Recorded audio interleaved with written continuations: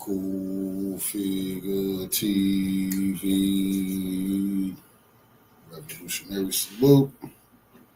Revolutionary salute. Like, share, subscribe. Welcome to the House of Revolution. You know I'm your humble host, the Yao Mean of Revolution. I got a World War III update. We got a World War III update. Before we get into that, be sure to wipe your feet. That means hit the like button. You in the House of Revolution. Like, share, subscribe, support the platform, y'all. I got some late breaking news the revolutionaries can use. It's looking real bad still for the Zionists and the U.S. occupiers. The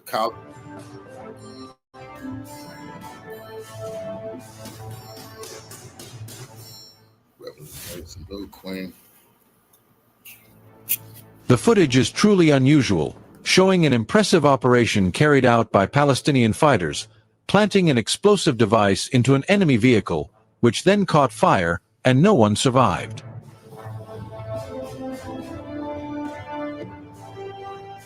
Al-Qassam brigades released a video in the most heroic scene. Hamas fighters carried out their action on Tuesday at 17:30, near Ali bin Abi Talib Mosque in Mon area, south of Khan Yunis in the southern Gaza Strip. They found a Puma armored personnel carrier, which was carrying engineering personnel from the enemy unit, but all of them immediately becoming a full target.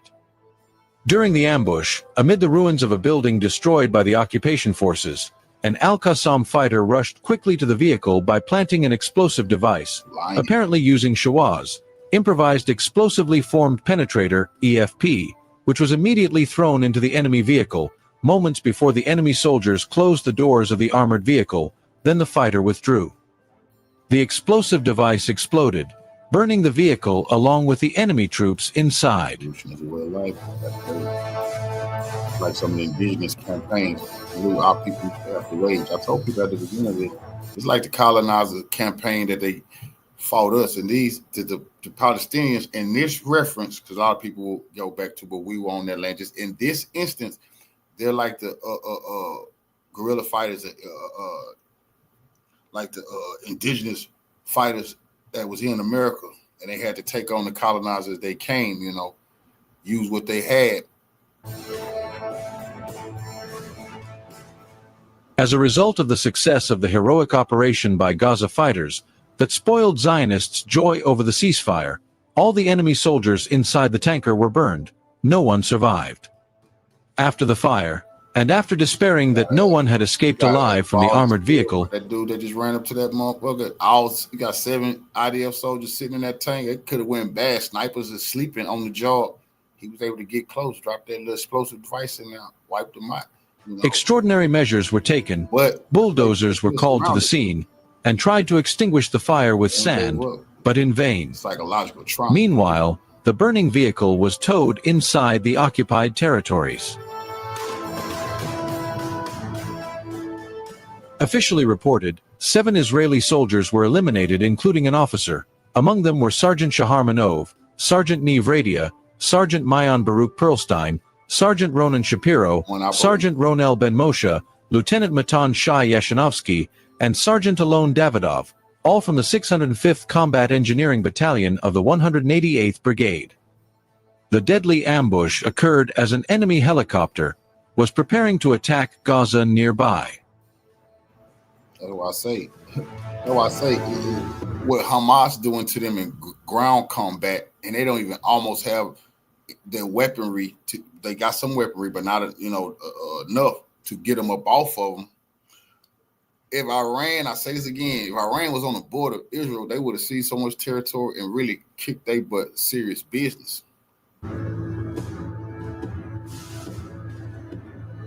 This is what Hamas is doing to them.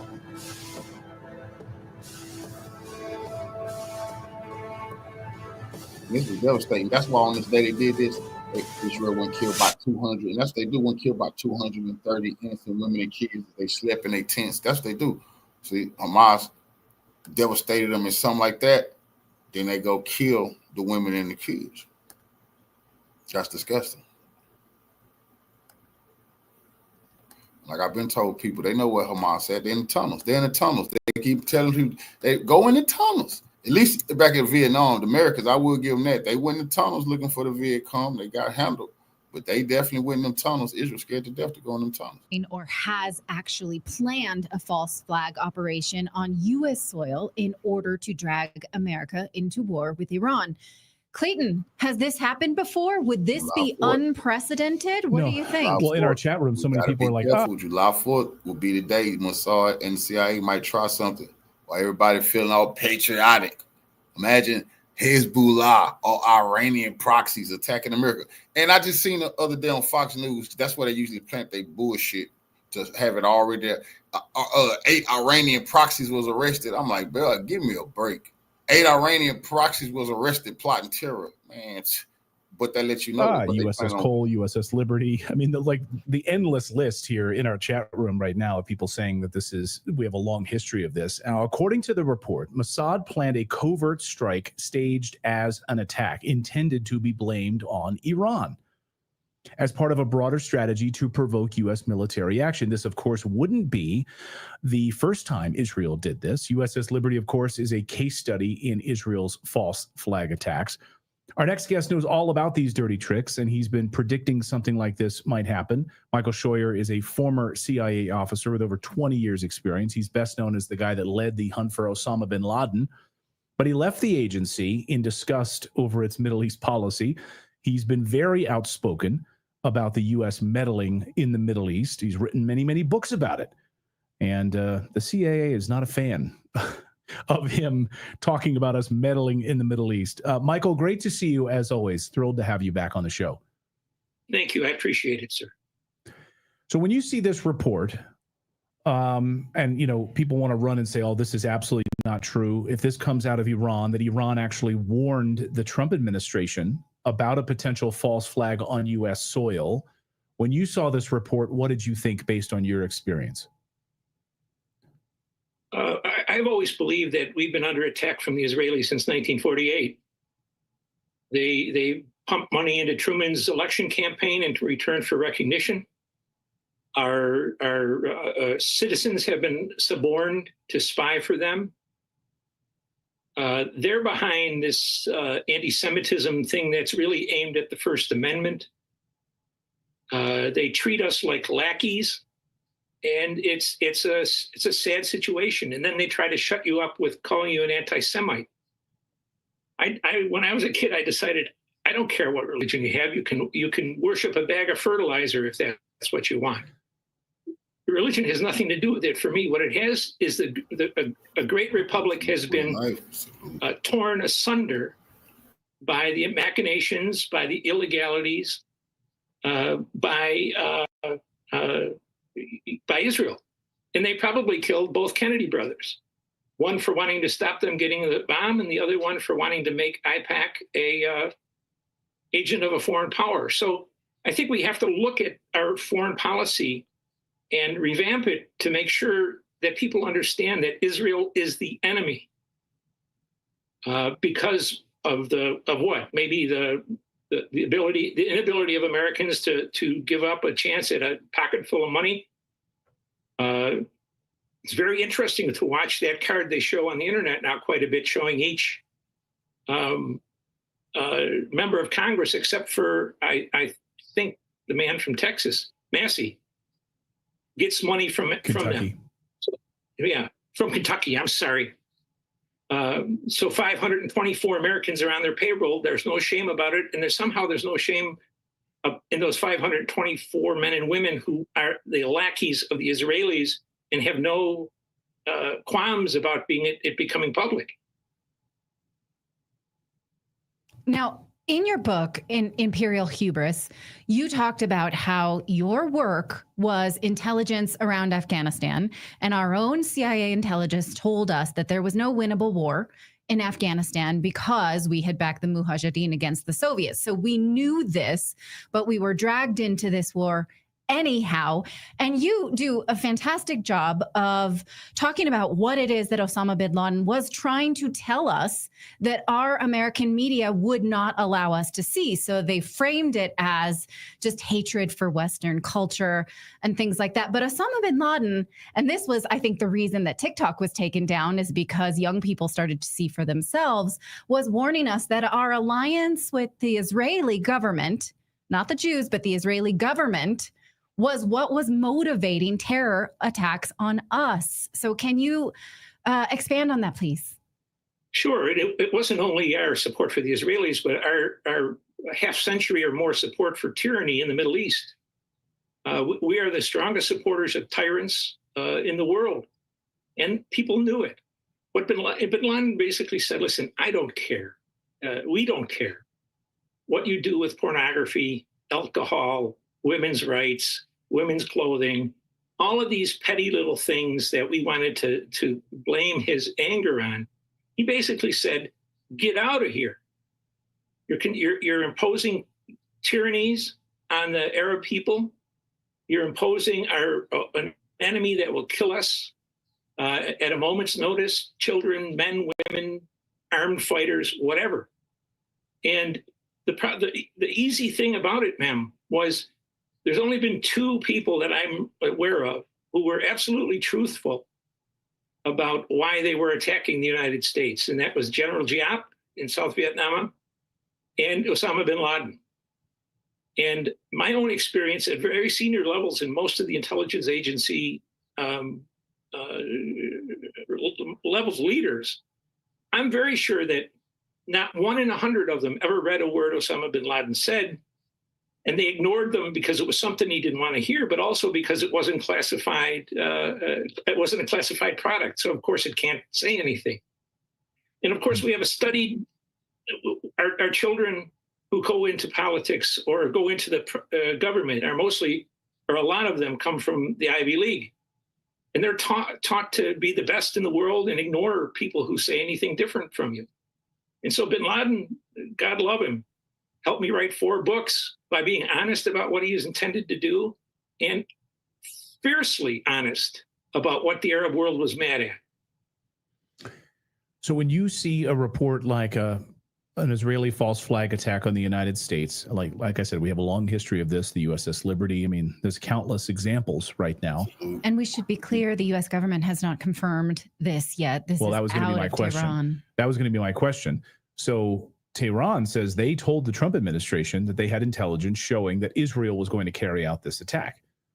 I mean, how do we verify that? Will we ever hear from the Trump administration to confirm that? Because then almost immediately, Trump publicly called for Israelis to pardon Benjamin Netanyahu yesterday. He sent this long tirade about how he should call for a pardon. Here it is. Look at this. I'm not going to read the whole thing, but he's like, this guy's a lover of freedom. He's a warrior, a great warrior, victim of a witch hunt. This would be a witch hunt. Please cancel this trial immediately. I mean, again, how do we verify it? Go ahead. You hope what's happening is that not all of our intelligence agencies and police forces are suborned either by being pro-democratic or being pro-Israel. And maybe one of them would break it up. I have no doubt that they would try to do it if they would in response for what happened over the weekend. But you say, we also don't have any proof that anything that had happened over the weekend and an attack on those sites made any difference. So I don't know where we are. I really don't, except to say that until America can put together a policy that really is America first, not Israel first, not NATO first, and it may take a president whose head isn't turned by every time somebody praises him. It's American president to be effective in the world has to be someone who's willing to say what he thinks and not what people want to hear. And I'm afraid on Israel, at least, and now on NATO, we're going to get the same ring around. You know, it's a very difficult situation to be in, Clayton, and especially so because, you know, I lost 4 jobs so far supposedly not because of the Israelis, but certainly because of the Israelis. So I've been on the taking end from them without being, and it's fair play. I went into it with my eyes open, but it's a problem, and it's right there in our laps. It doesn't take a Harvard graduate to figure out what's going on here. It's money, it's threats, it's crews saying, yeah, they gather intelligence against Mossad gathers intelligence against Americans. It's the Southern Poverty Law Center and the ADL providing information on conservative Catholics and other conservative Americans to the FBI during the reign of Biden. It's like we're in a war that we don't even realize, and we're sucking up to the enemy. I mean, I just got chills. I just want people to understand this is deadly serious shit we're talking about here. Like, this is not some fancy pants sensationalized stuff. This is the highest level. I mean, this makes me absolutely furious. Well, you see, to be perfectly fair, Netanyahu wants to destroy as much as of the first 4 amendments of the United States, the first 2 amendments at least. And he's obviously doing it through his surrogates, through IPAC, through ADL, through the Southern Poverty Law Center. Why wouldn't he kill us if he needed to? Or kill me, or kill somebody who is influential? I am not. But I'm not going to be quiet either. So it ought to be, it's a disgrace for every American. It's a disgrace for 20 million Christian Zionists who think these gangsters in Israel are somehow the same thing as the Israelites in the Bible. If any of you watching right now are homeowners, you need to pay attention to what I'm about to tell you, because it's one of the fastest growing crimes in the United States of America, according to the FBI. Yes, scammers are stealing. This story about the possible false flag on our shores, which would kill Americans, what is barely touched by the mainstream media. It's being ignored. But we saw over the weekend, let's juxtapose that with the weekend, with headlines everywhere about Iranian sleeper cells that were going to harm us. So does the media not care? They only want us to be killed by Iranians in the same way that they pick up on stories that they can't verify, like Iran wanted to assassinate President Trump. Iran had, here's another story that was grossly ignored when Iran released the documents of the IAEA showing that they were coordinating with the Israelis to prove that Iran had a nuclear weapon, which has not been proven. So what excuse do you have for this lopsided reporting and the way that it scares Americans in the wrong way? I think it's a simple thing. And the people in the media are as much eager to make money as the Congress is. You throw them a bone, and their bosses are wealthy Jewish Americans. What's the answer then? They're in the pocket of them, and they're in the pocket of the Democratic Party that we've seen. So this is, as you both have said, and very truthfully, this is a war we're involved in that's never been discussed, has never been planned for. And when I try to be kind to Trump, and I've always been a very strong supporter of him, but I wouldn't be sure that he was ill-informed about the targets that he was going to order the attack on in Iran, rather. Because if the Iranians are nothing but smart and cunning people, we announced where those 3 places were a long time ago in the media. And to think that they wouldn't have left anything they couldn't replace there over that amount of time is really calling them stupid. And I think that's the road to defeat. Now, I wanted to ask you about that specifically. Why so when we hit these targets, there's this all back and forth. Was it there? Was it there? Was any material there at all anyway? There was maybe nothing there. These buildings were empty. So what's your assessment? Well, they might have still had machinery or whatever kind of equipment they need to enrich uranium. They might have left that behind. That can be replaced. But what interested me over the past day was Hegseth and the Secretary of State and the the head of the CIA, they sounded like those 51 people who came out and told America that the Biden laptop was a Russian plant. That was obviously wrong from the start, but yet they were in the government and they were supposed to know, and people credited it. And it helped to lose the election, not as much as the Democrats fixing the election with China, but still it didn't help it. So it's another one of these things, Clayton, that is so obvious that maybe it's hard to see. And we don't want to admit it. Now, there are political experts that I value who say that this could be Trump sort of wanting Netanyahu to be in his debt, this effusive, he's a great warrior post, and possibly if he delegitimates, I don't think that's a word, Netanyahu, then his whole peace agreement falls apart. And there are reports now that he has got him to agree to end the Gaza war within 2 weeks. So is there a possibility that President Trump has some plan that is not immediately apparent to the rest of us? No. Okay. No. He may think he have one. He may think he has one, but Netanyahu's never going. He's a warrior in the same sense that Stalin and Hitler were warriors. They're murderers. And that's kind of Stalin. That's what we have. And I could be wrong on all of this, ma'am. I don't want to say that I'm clairvoyant. But he's an easily influenced man if you praise him, it seems. And he doesn't care about the promises he made, apparently, on wars. And the fact is, whether Israel exists or not is a matter of complete indifference to the United States. In terms of our national interests, our national security, our ability to conduct government in a way that's not ridden by either agents of the Mossad or people who are anti-American. All of this comes together in an unfortunate clog, and Trump has got it, and he appears contaminated by it at the moment, and I hope he's not. I hope I'm wrong.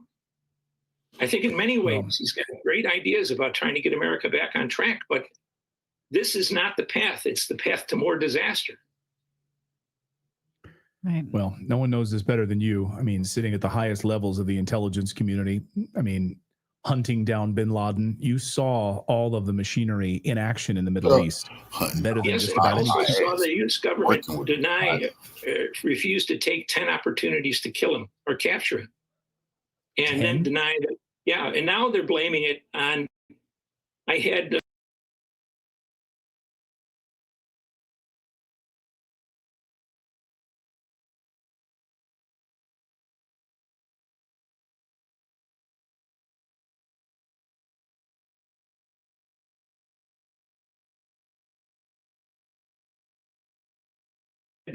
about 27 people working for me, and about 22 were women. And they were the best officers I ever worked with. This dude was working with Bin Laden right here.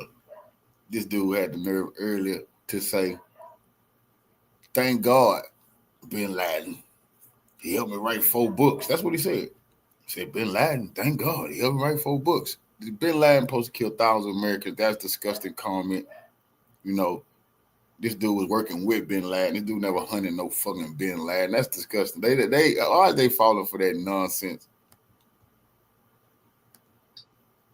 And now they're saying one of the reasons we couldn't get Bin Laden was because there were too many women in my organization. And that's the reason I got fired for it. One of the reasons they wanted to get rid of me, because a good old boy, not a kid from Buffalo, is gonna play games, and he'll bring in all the men that anybody wants.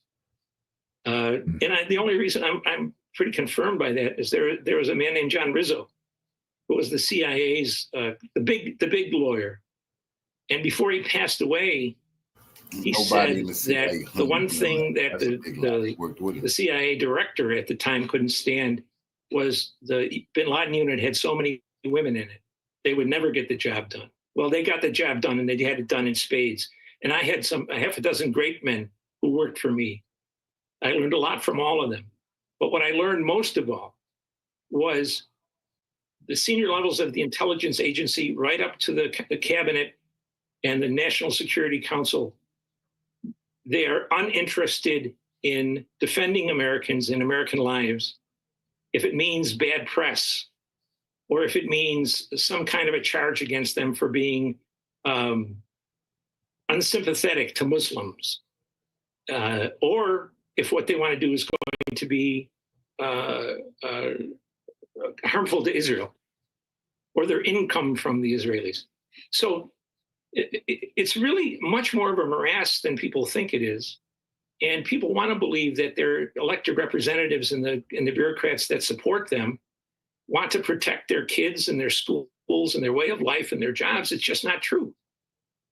That no one has been arrested for those 51 people who came out and helped throw the 2020 election and I know a lot of them, or some of them. And one I worked very closely with for much of my career. That was just a plain lie, and yet nothing's been done. So again, you can get much better people to talk about the whole of American foreign policy than I am. But if you want to talk about the holes in it, the incompetence in it, the looking out for yourself that's in it, the importance of organization first, not the United States, I've studied it a long time, and I'll stand by my conclusions. Right. All right, Michael Schroyer, thank you so much. We want to recommend that you. Only thing I told you about Israel owning the government, corrupting our Congress, all that equating Stalin and Hitler. Oh man, that's propaganda. That's CIA, US propaganda.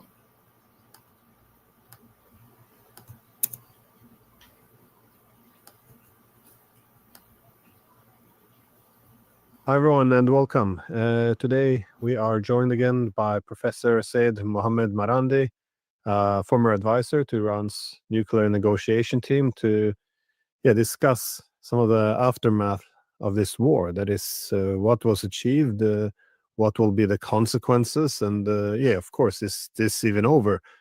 So welcome back to the program. Thank you very much, Glenn. Always a pleasure.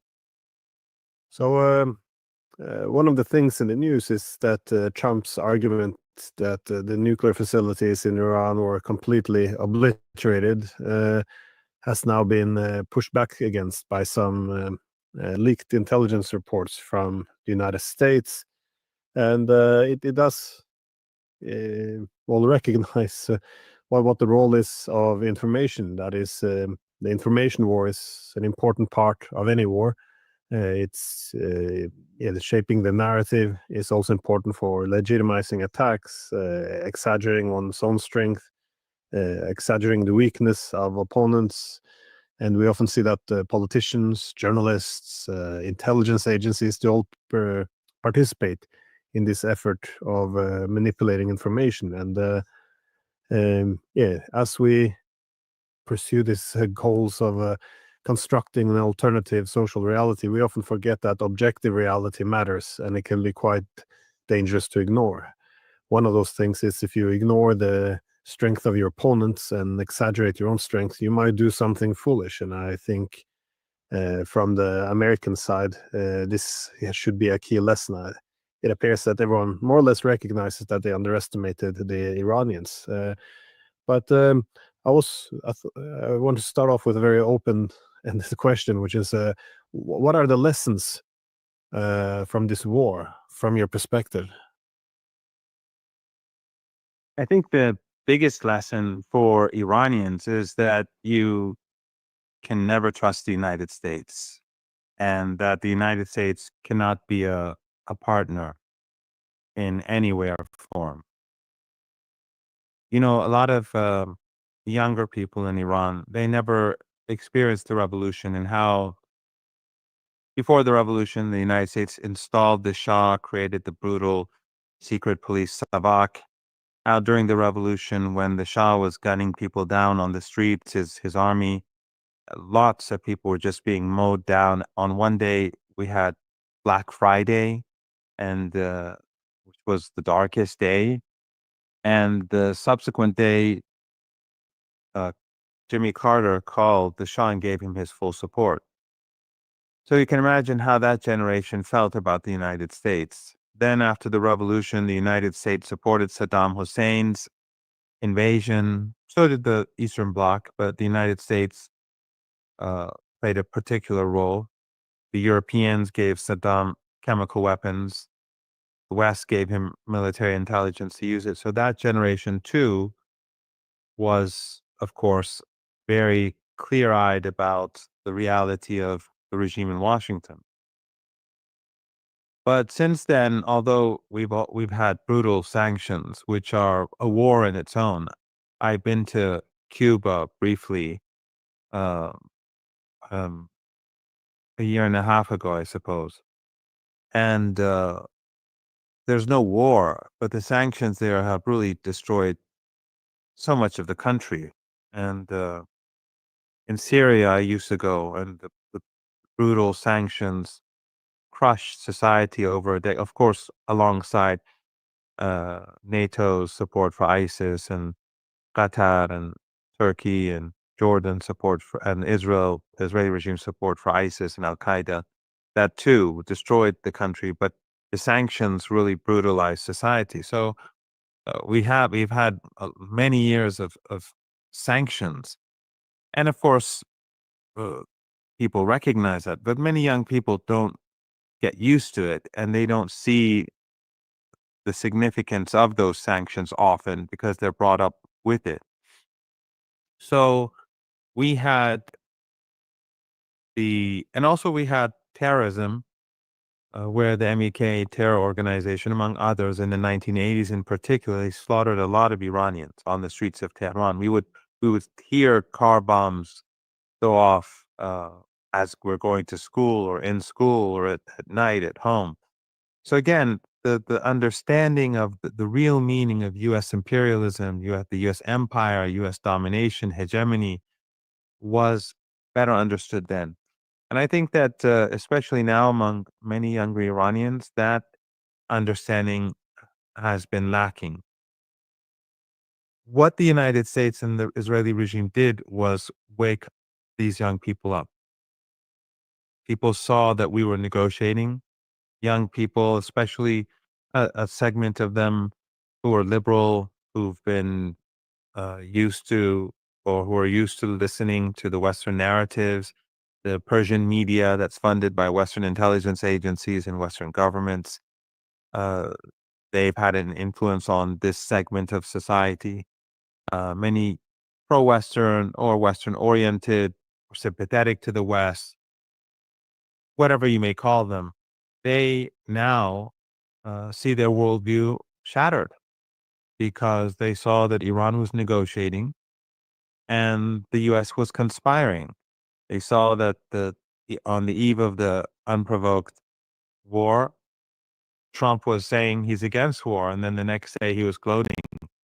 They saw how, and you were talking about narrative building, they saw how suddenly both liberal and conservative in the United States were demonizing Iran day and night. And the media, whether it's Breitbart or the New York Times, whether it's CNN or Fox News, whether it's the BBC or Sky, whether it's The Guardian or The Times, it doesn't matter. They were all suddenly attacking Iran in their own way, using their own language. And it was quite clear that the entire Western establishment was preparing the grounds to attack Iran. You saw journalists suddenly speaking about the evils of Iran and how evil Iranian society is, or how evil the regime is, as they call it, and how easily it can be overthrown. And these young people saw all this. They were following it because it had to do with their lives. And when the United States and the Israeli regime attacked, there was no talk of international law or human rights or human values or the threat of contamination, radioactive contamination in the Western media or among Western elites. So that was, I think, an eye-opener in a that's an understatement, but a big eye opener for this generation. And therefore, I think that the United States has done itself irreversible damage because people are now united in a way which I have not seen since Saddam Hussein invaded Iraq.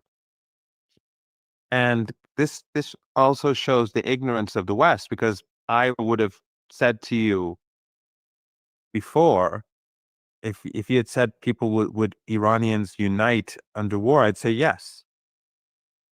I think it would further than I expected, but I would have said yes.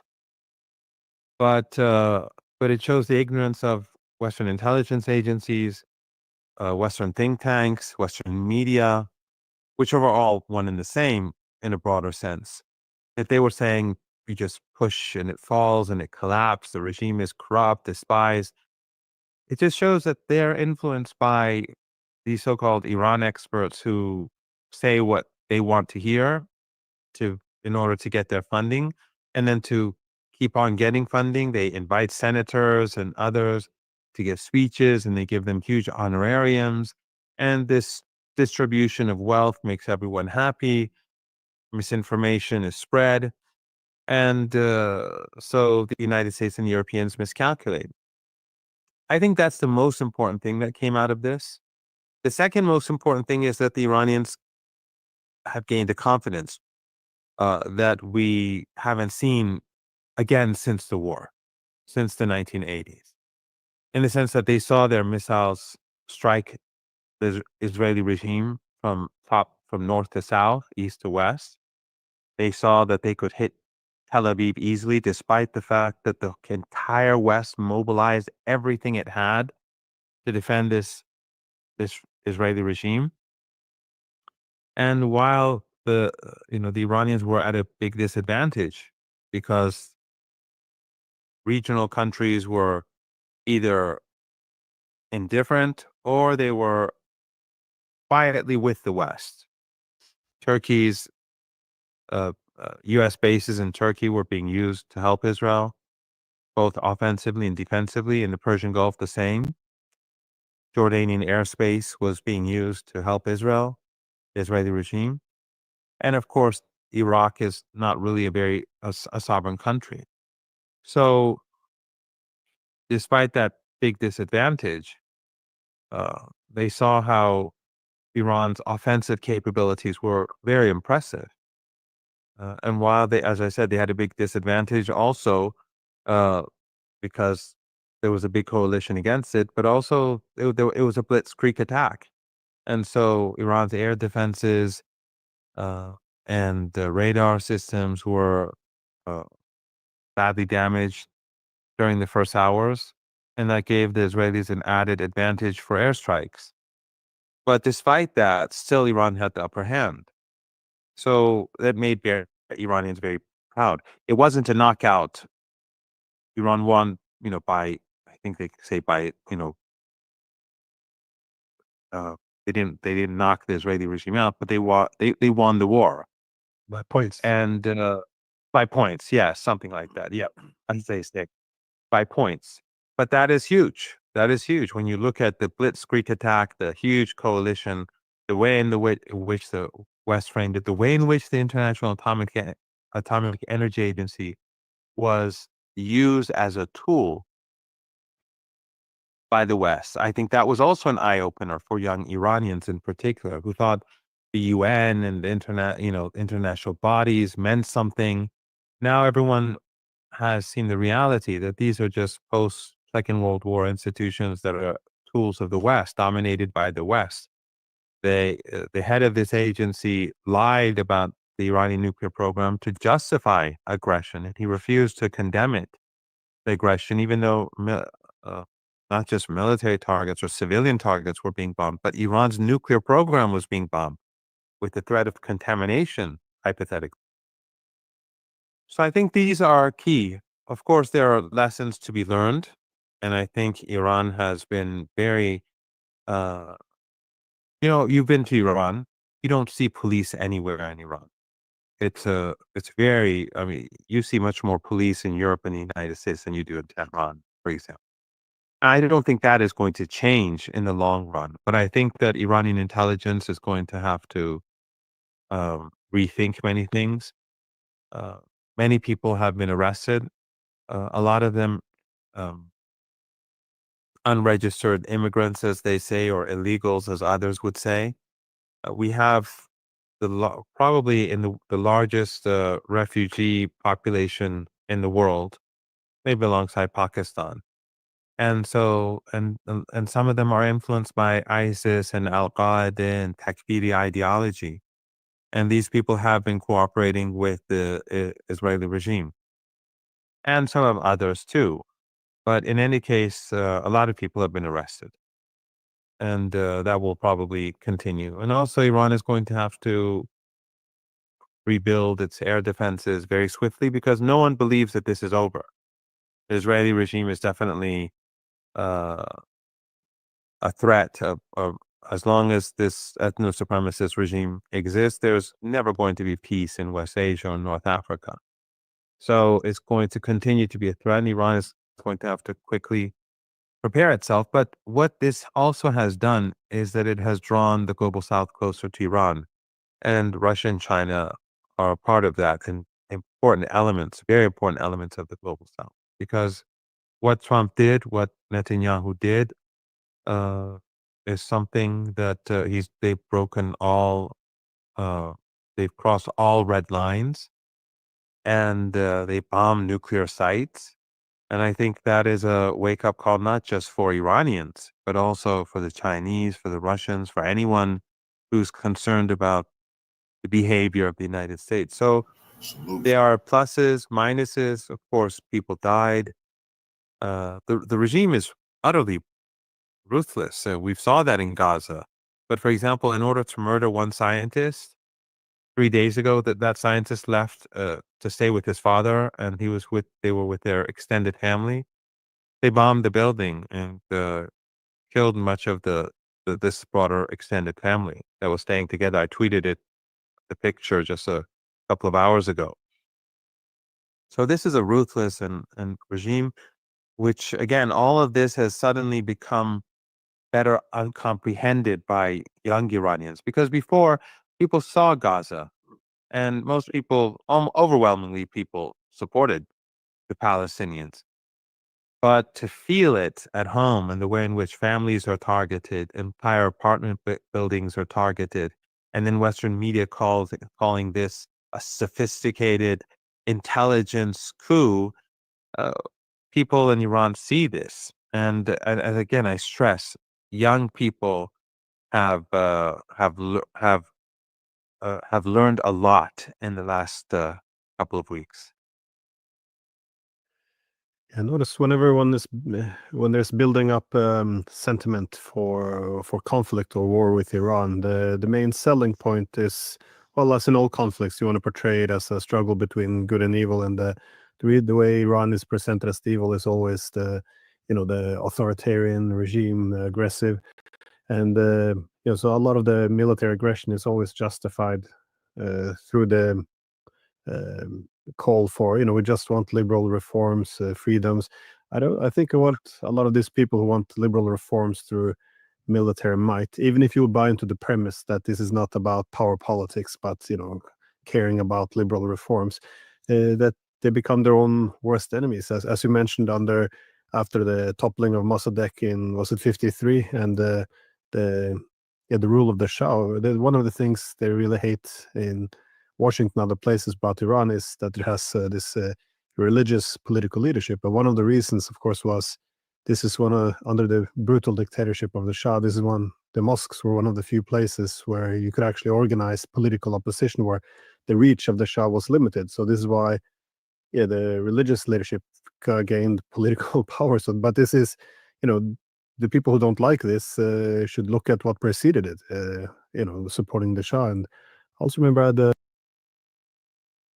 some Iranian friends, a bit of dissidents back in 2010-11 in Netherlands, students, and they also made the remark that they have been very favorable of the well, a bit of an uprising or protest in 2009, was it? But once they saw the Arab Spring, how any uprising and dissent to government was used by the United States and various allied powers to effectively burn down and destroy the country, that they were used as instruments, they kind of had shifted their position, saying, well, maybe it was a good thing that our our protest didn't work, because I think many people, as you said, many people wanted more reforms, liberal minded, become a bit more aware after this time around that they easily can be used as instruments, that perhaps the Americans and the Israelis aren't, they're not driven by the motivation of solely having more freedoms for Iranians. I mean, it is kind of strange that we're always sold this. I mean, we occupied Afghanistan for 20 years under the pretense that we just wanted to see little girls go to school. It's amazing that people buy into this. Anyways, I just wanted to pivot over to that. Yeah, just to add to that, is that, like, for example, in the case of Afghanistan, the hypocrisy is that they created the extremism.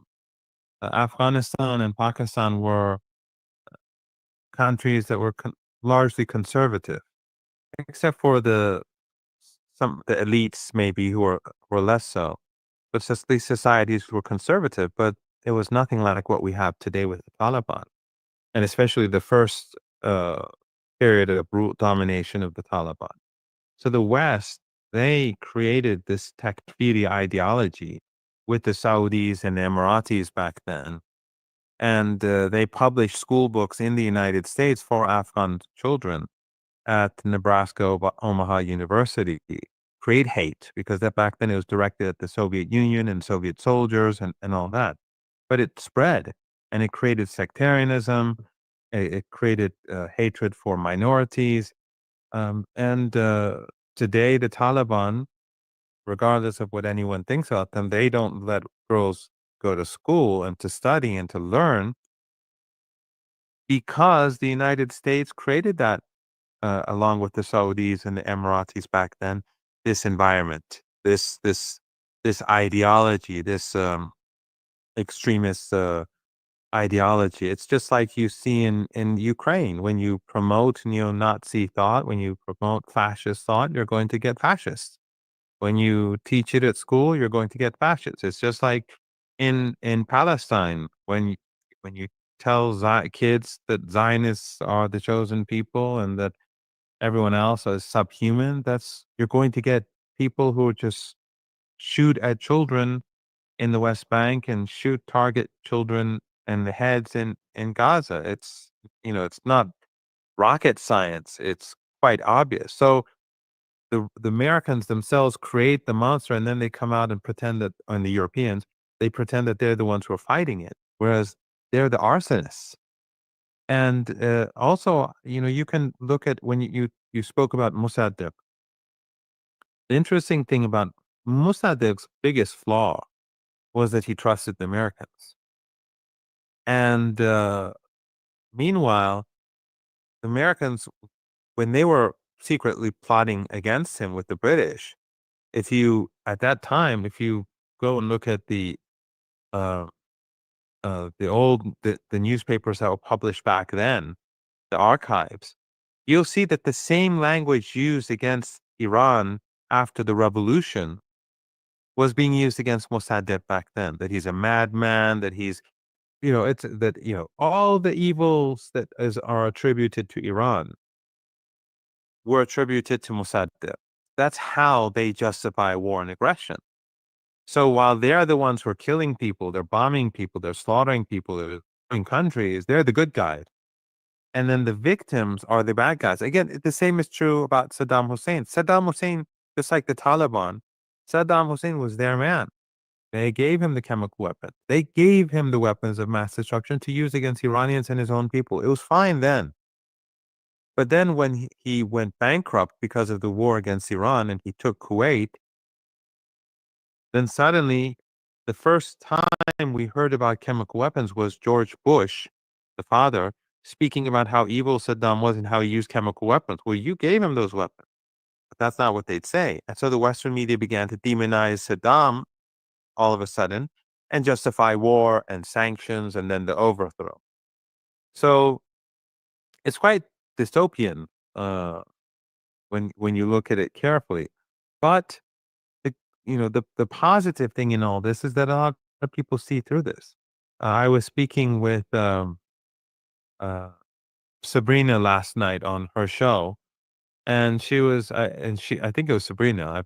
I've been doing so many different programs, and Sabrina was saying that when they were preparing the grounds for this war against Iran, she was worried that all those pro-Palestinian people who were supporting Gaza and uh, and against the Holocaust, she was afraid that they would suddenly become pro-war, but that didn't happen.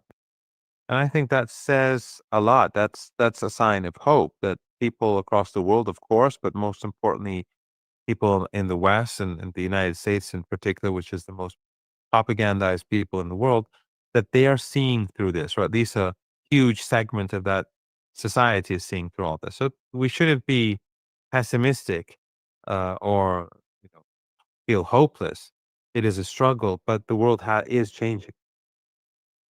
Yeah, I get that impression not just with Iran but other places as well. The idea of all this hate and aggression being whitewashed through this liberal veil. I think it's that liberal veil is falling many places, and I think people are a bit disillusioned by what has happened. But you describe more or less a forever war against Iran over the past century. But it begs the question, though. Seems like a stupid question, perhaps, but is this war over? Will the ceasefire hold? I mean, the reasons for going to war against Iran, be it to weaken Iran, break Iran, regime change Iran, none of these objectives were achieved. It seems as if Trump went very quickly from he will only accept the complete surrender of Iran to, well, let's have a ceasefire after all. It was not because of some new concept or philosophy around how we should all live together in peace. It was more the war was lost. They ran out of intercepted missiles, absorbing too much pain, which was unsustainable, too much destruction. And so I'm a little bit pessimistic as we raise the banner, mission accomplished again, and Trump is now doing victory laps, celebrating himself. I get the impression that perhaps this war isn't over. Well, the very fact that Western media does not say that this was an illegal war, that they murdered innocent people, that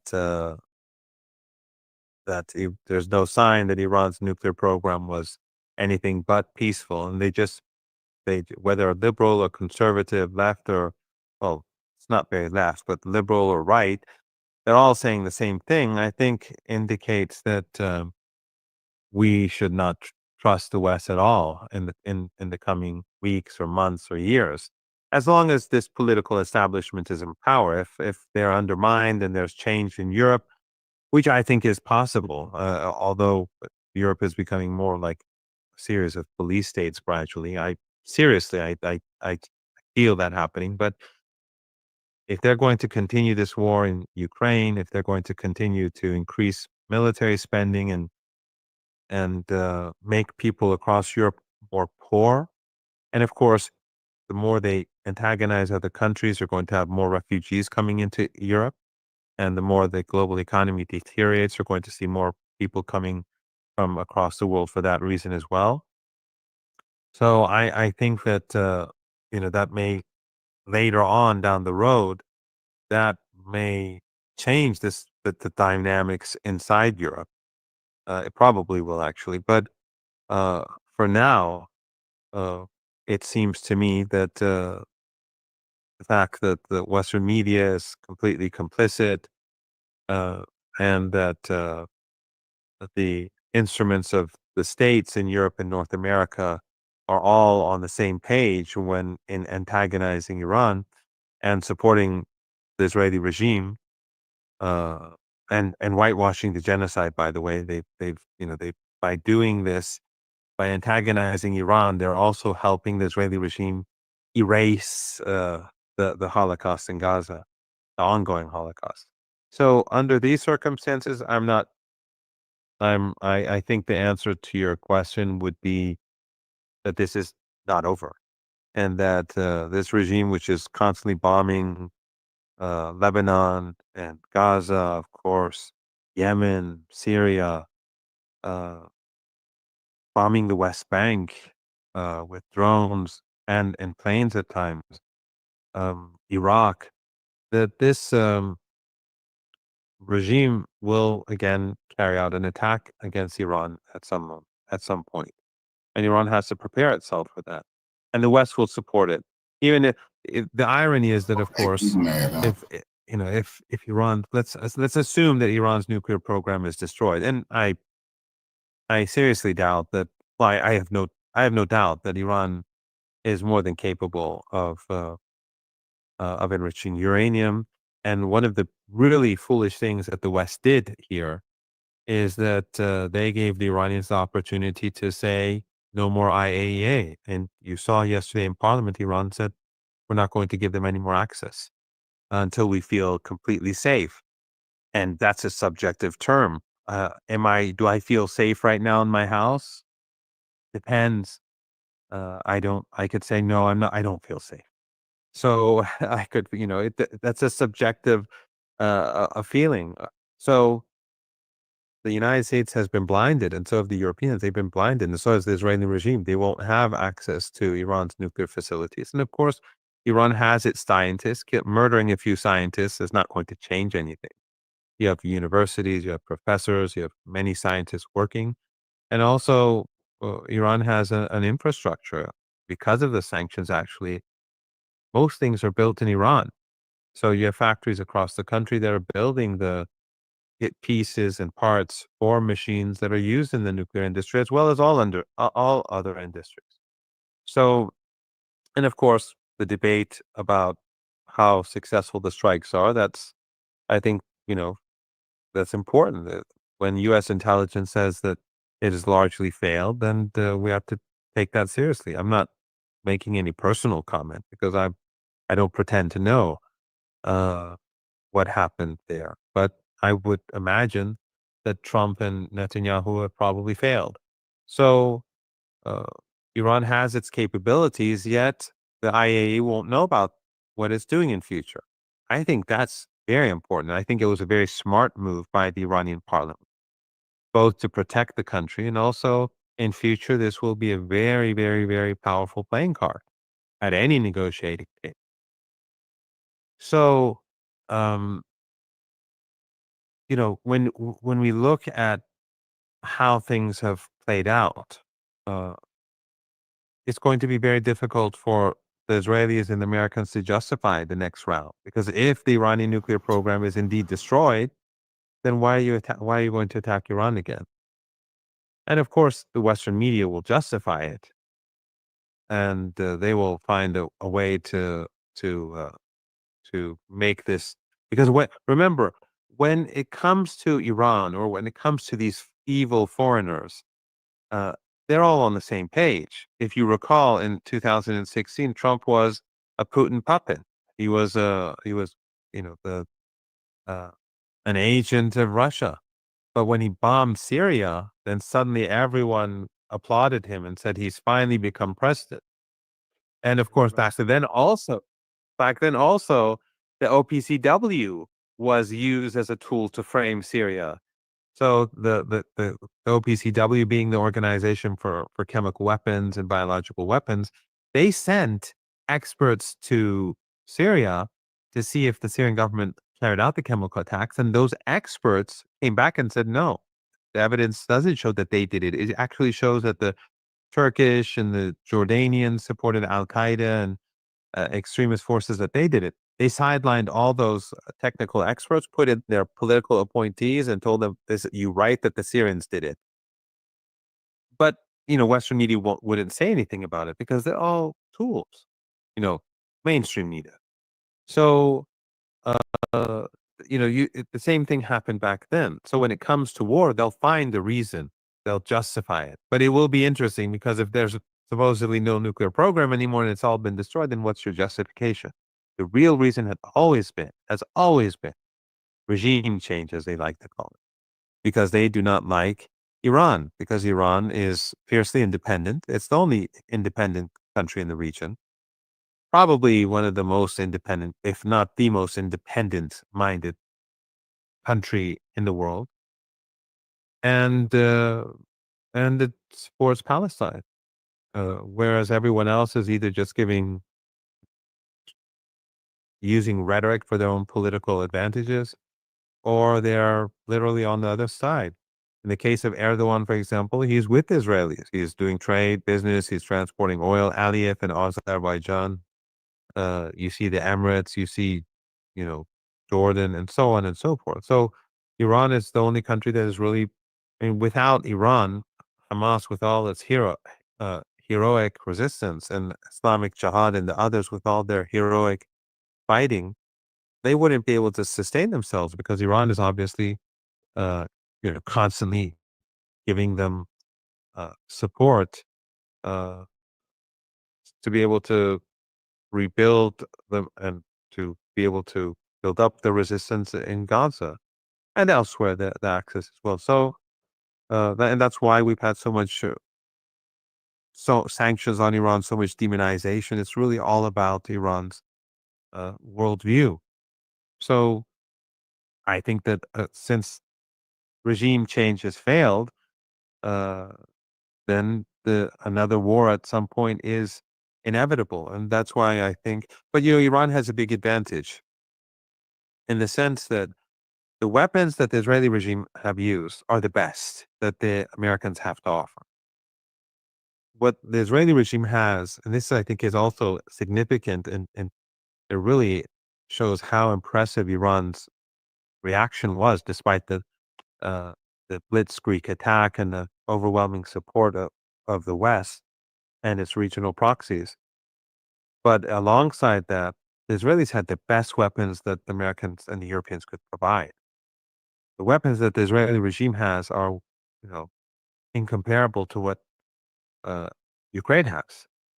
The weapons that they don't give to Ukraine, they give to Israel, and they give them everything they have. So the Iranians know everything about Israel's capabilities now. And of course, the Israelis have been building up this network inside Iran to carry out sabotage, and that is going to be dealt with. So I think Iran will be working on its weaknesses and its vulnerabilities in the coming days, weeks, and months very swiftly, so that in the second round, the Israeli regime doesn't have the advantage in the way it did this time round. So, but I think ultimately, as I said, and I'm sorry for this very long response, that the Israeli regime is an aggressive regime. It doesn't know borders. It considers everyone else as subhuman, and the West supports it no matter what it does. So I think that another round is inevitable.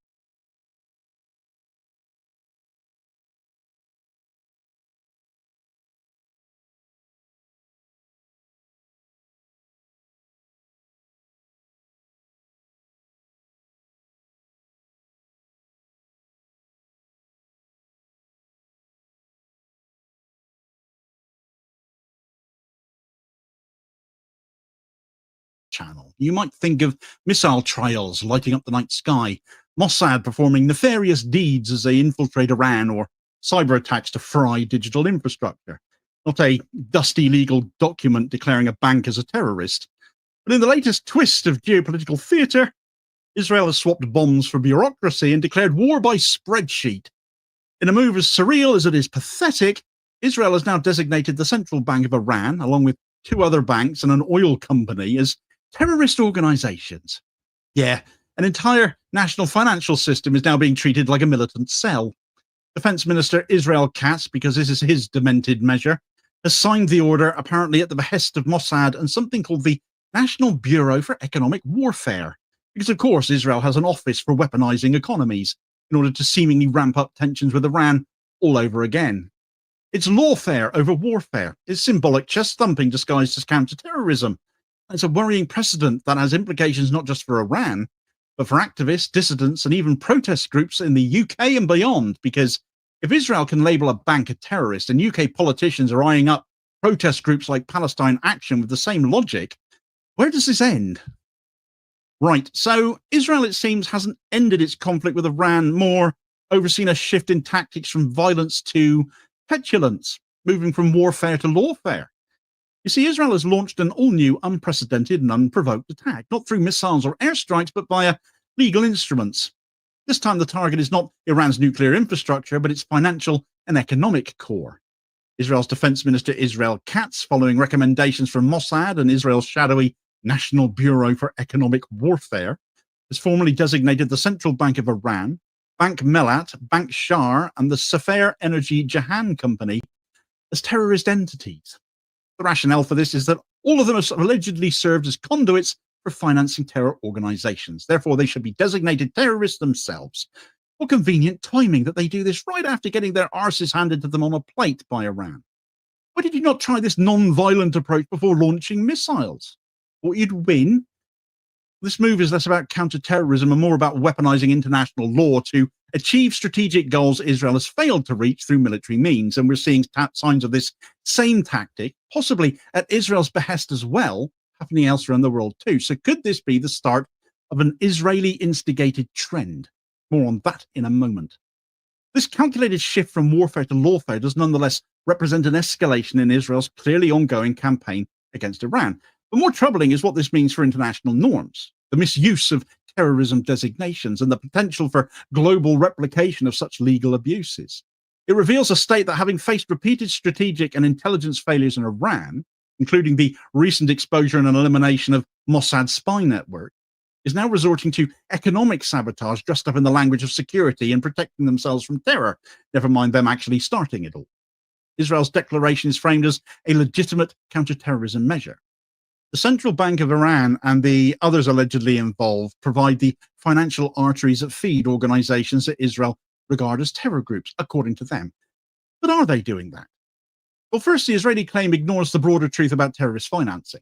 Most such funding occurs in cash, outside the formal banking system, because, well, that can be readily interrupted at the flick of a switch or the press of a button, can't it? We've all frozen our debit cards or credit cards from time to time when we can't lay our hands on them, haven't we? Similar thing, larger scale. The designation of a central bank, especially one with no direct economic ties to Israel whatsoever, as a terrorist organization, is not only symbolically absurd, it is functionally ineffective too.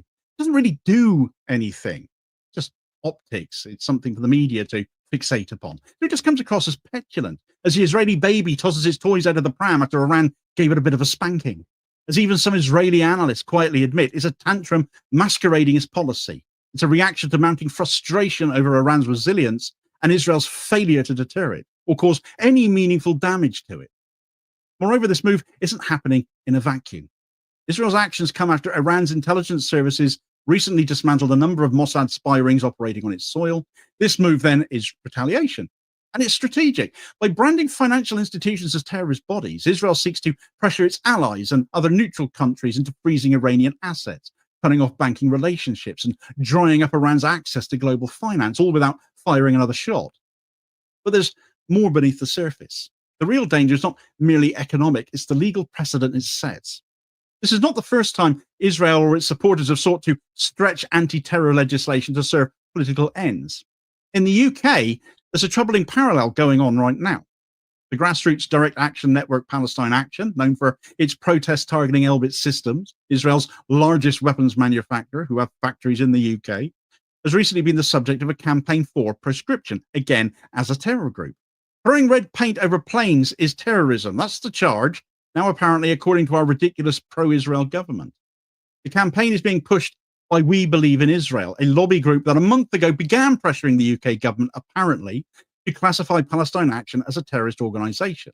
The group's former director, Luke Akehurst, is now a Labour MP, all a coincidence, I'm sure.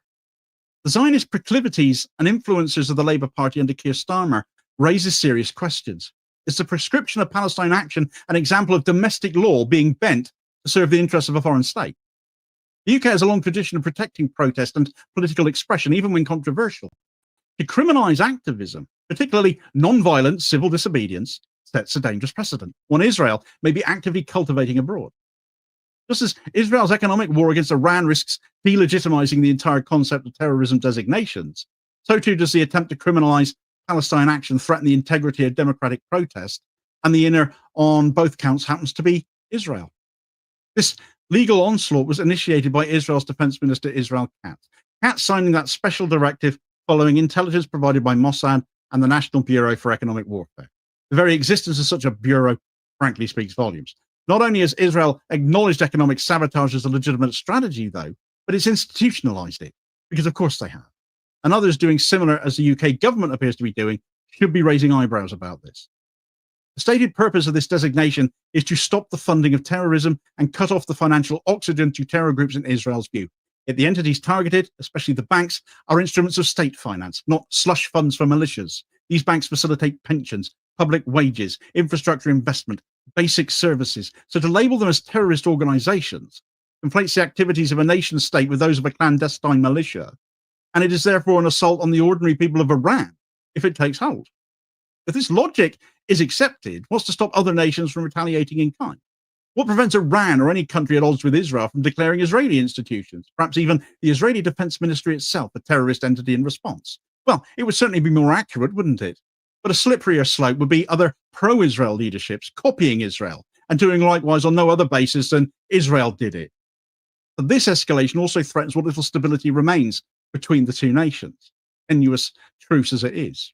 Just days after open hostilities and drone strikes ended, a fragile ceasefire persists. Legal provocations such as this may be just the nudge needed to push Iran into retaliatory action, something Israel's hawks might welcome as justification to reignite military conflict, potentially dragging the US and other allies maybe into yet another Middle Eastern quagmire, though I don't fancy Iran would rise to that bait. In the context of regional diplomacy, though, this move is still both inflammatory and regressive. It undermines any attempts at de-escalation. It further destabilizes economic and political matters, and it emboldens similar legal warfare tactics globally. While the global community may initially ignore Israel's move as merely symbolic, the long-term consequences are dire. Should other nations follow suit, whether due to diplomatic pressure or lobbying influence or political expediency, it will signal a dangerous normalization of lawfare. Designating a national central bank as a terrorist organization is just plain stupid, and it is reckless. If this becomes a tool of statecraft, international financial systems risk being held hostage to bilateral political feuds. Global finance operates on predictability and mutual recognition. This move would undermine both of those things. The destabilization risks spreading just beyond just the Middle East, therefore. Already some worry that states seeking to curry favor with Israel or avoid its diplomatic wrath might copy this tactic. If Israel prescribed the CBI, who else will? If so, the implications for global financial governance, anti-terror legislation, and even international human rights norms would end up under threat. It's all part of the knock-on effect. Institutions, movements, and individuals critical of Israel's policies being targeted using counter-terrorism frameworks. The attempt to prescribe Palestine action is not a domestic British issue. It's part of a broader Israeli strategy to silence critics globally. We have a proud tradition of protest in this country. Just this week, Yvette Cooper, the Home Secretary, who happens to be mulling over this prescription of Palestine action, was stood up in Parliament wearing a suffragette rosette, the very movement that gave women like her a vote. Direct action protest, often violent protest as that was. And yet if we were dealing with the suffragettes today, Cooper would prescribe them. Or at least she would if she were present in Parliament, because save for the suffragettes, she wouldn't even be an MP. She wouldn't even have a vote after all. So the hypocrisy here is off the charts.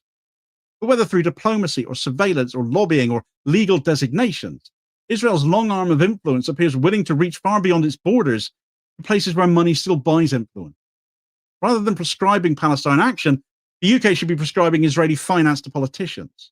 What begins with banks and protest groups, though, may not end there. It's journalists too, as we've already seen, targeted by Israel in Gaza or arrested on trumped-up terror offences here in the UK, the likes of Richard Medhurst, for instance. How about human rights organisations? Well, we've already seen Israel target UNRWA and replace them with the lethal Gaza Humanitarian Foundation, who are what will be next. If we accept that legal instruments can be weaponised to suppress political dissent, no one is safe. Israel's legal move against Iran's financial institutions is not merely an act of foreign policy, it is a warning. It demonstrates how terror laws can be twisted into tools of economic coercion and political repression. It sets a dangerous precedent that other states may follow to the detriment of international law, human rights, and civil liberties. This latest phase in the Israel-Iran conflict underscores Israel's unwillingness to engage in peaceful coexistence with Tehran and its growing reliance on unconventional, legally dubious strategies. It is a policy driven more by vengeance and insecurity than by necessity or prudence. And at the same time, the creeping attempt to criminalize groups like Palestine Action reveals a broader agenda at work, the global suppression of dissent against Israeli policy. Whether through banks in Tehran or protesters in London, Israel is attempting to rewrite the rules of engagement in its favor. And we need to be more aware of this because it isn't getting reported in mainstream media as usual. So do support your favorite independent media if you can, who absolutely will. Meanwhile, for as much as Israel are trying it on with terror designations, it is Iran who has very much had the last laugh as this tenuous ceasefire between the two states has come into effect. You check out why this is, and this video recommendation here is your suggested next. Please do also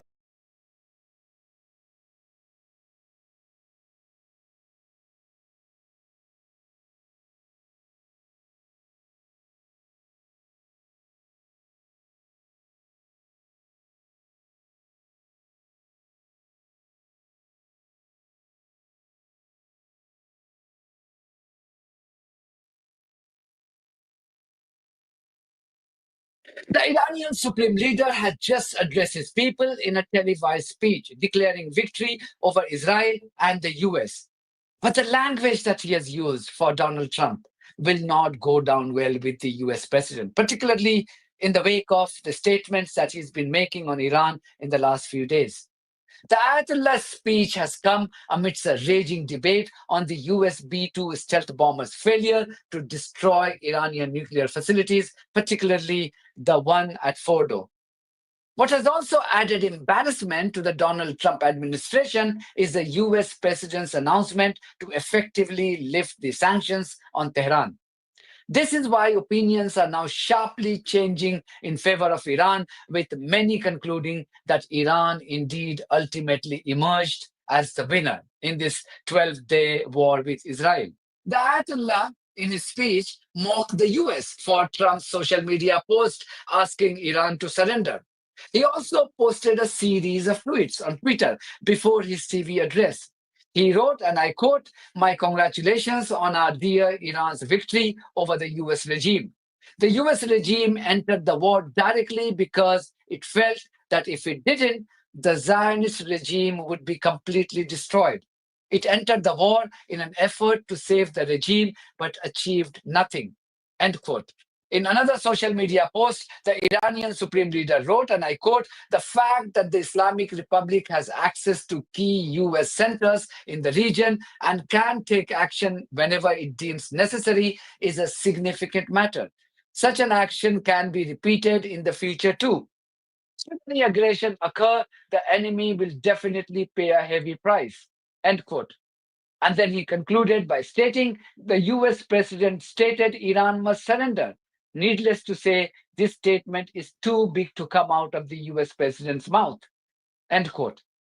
Meanwhile, US Defense Secretary Pete Hegseth once again held an emergency press conference at the Pentagon to desperately claim that his country had indeed managed to destroy the Iranian nuclear facility at Fordo. Today, he referred to a statement made by the CIA director. Sir, you cited a body of credible intelligence to suggest the damage at Fordo and other places. What is that referring to, and when can we see it? I was reading from the CIA director's statement, which came out last night. CIA, again, they do the BDA, they do the assessment.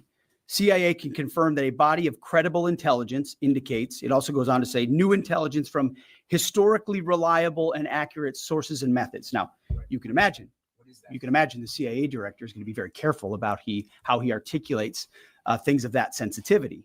Classified, secret, top secret, compartmentalized. He's going to know things that you're not going to know, that the press isn't going to know. And he's reflecting that the sources he's seeing are highly credible.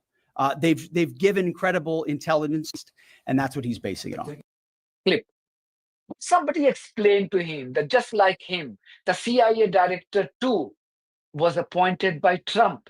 Does he really think that the CIA director would dare to say anything which would publicly contradict Donald Trump? The admission of failure to destroy the Iranian nuclear facilities at Fordo would raise questions on the US administration's desperation to enforce a ceasefire between Iran and Israel. It would also be an admission on Israel's defeat, as claimed by the Ayatollah. But regardless of what the two warring parties, namely Iran and Israel, would say about each other's claims, you have to listen to Steve Bannon, a former top strategist of President Trump. Even he has concluded that the US president calling for a ceasefire in a hurry was primarily to save Israel, adding that the settler colony had bitten off more than it could chew. This ceasefire was as much to save Israel. That's the hidden story here. They bit off way more than they could chew. They were played out as far. Yesterday was a brutal day for the citizens of Israel. Took horrible incomings, particularly in Tel Aviv, and I guess Beersheba also. They needed this because they were running out of defensive ammunition, and President Trump stepped in there with the help of Qatar. Look, we've come a long way since 7 years ago when Qatar, would not work with us on stopping the financing of Islamic terrorism, the financing of it. And they come a long way. They've stepped in the middle of the situation in Gaza, and they stepped in the middle here, and President Trump is going out of his way to praise them. And he's not going out of his way to praise Netanyahu's government, which I think is getting to be an issue. Meanwhile, Steve Witkoff, he has said that Trump's decision to lift the sanctions on Iran was to ensure that the Islamic Republic could rebuild the country, and also to earn the much-needed goodwill of Iranians. The president lifted and the administration lifted some of the sanctions on Iran to be able to ship crude oil to China yesterday as well. Why was that necessary? And how does that perhaps create the beginning of a pathway towards this more prosperous Iran that you speak of? Well, I think it was a signal from the president. He's got this uncanny ability to take the temperature of how people are feeling about certain things. I think, this was a signal to the Chinese that we want to work with you, that we're not interested in hurting your economy. We're interested in working together with you in unison. And hopefully that becomes a signal to the Iranians.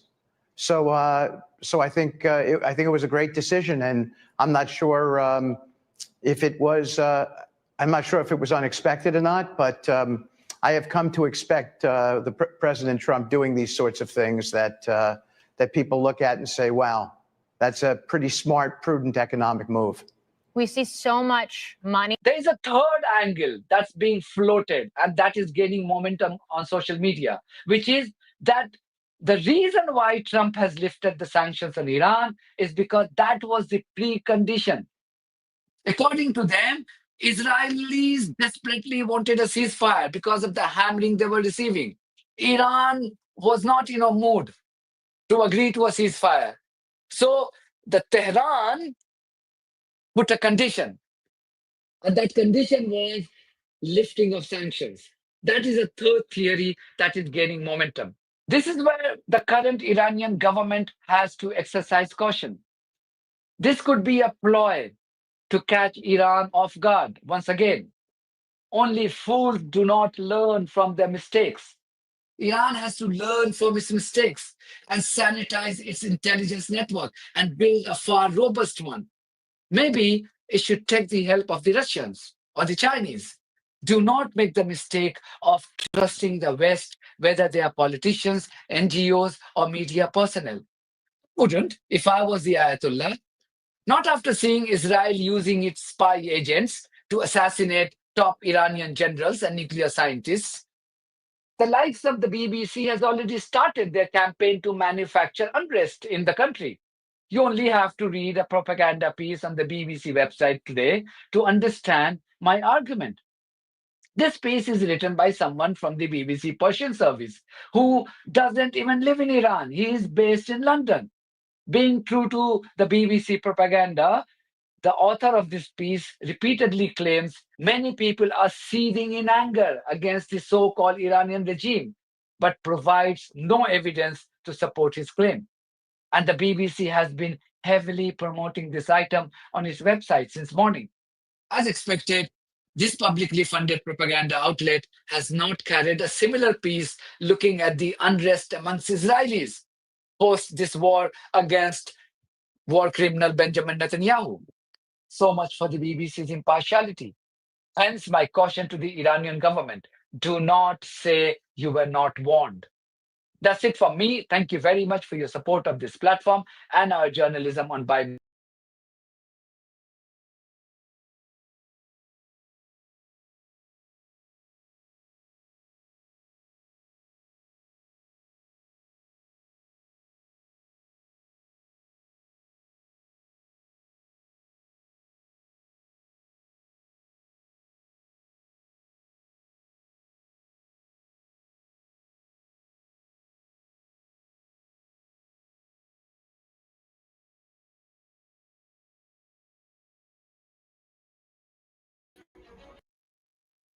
See if gold is Americans and his base. Who know that Trump was bombing empty tunnels and that the nuclear centrifuges and enriched material had been removed.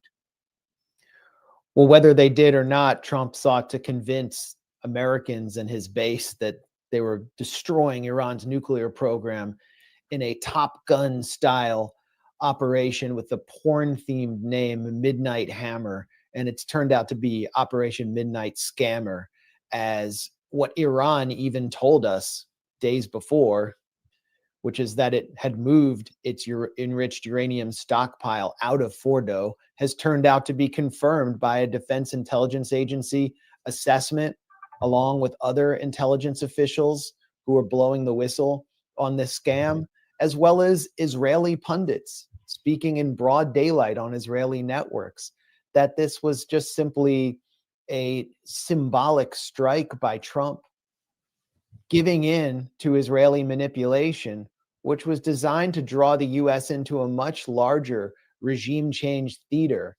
And I heard that from a Trump official, an insider, who was familiar with a lot of these discussions on how Trump was manipulated almost exclusively through the Mossad and Israeli briefers, pushing weapons of mass destruction deceptions that would be laughed at by the American public, which were laughed at, which is why Donald Trump didn't even bother making the case to Americans, as George W. Bush did on Iraq, that the smoking gun could soon become a mushroom cloud.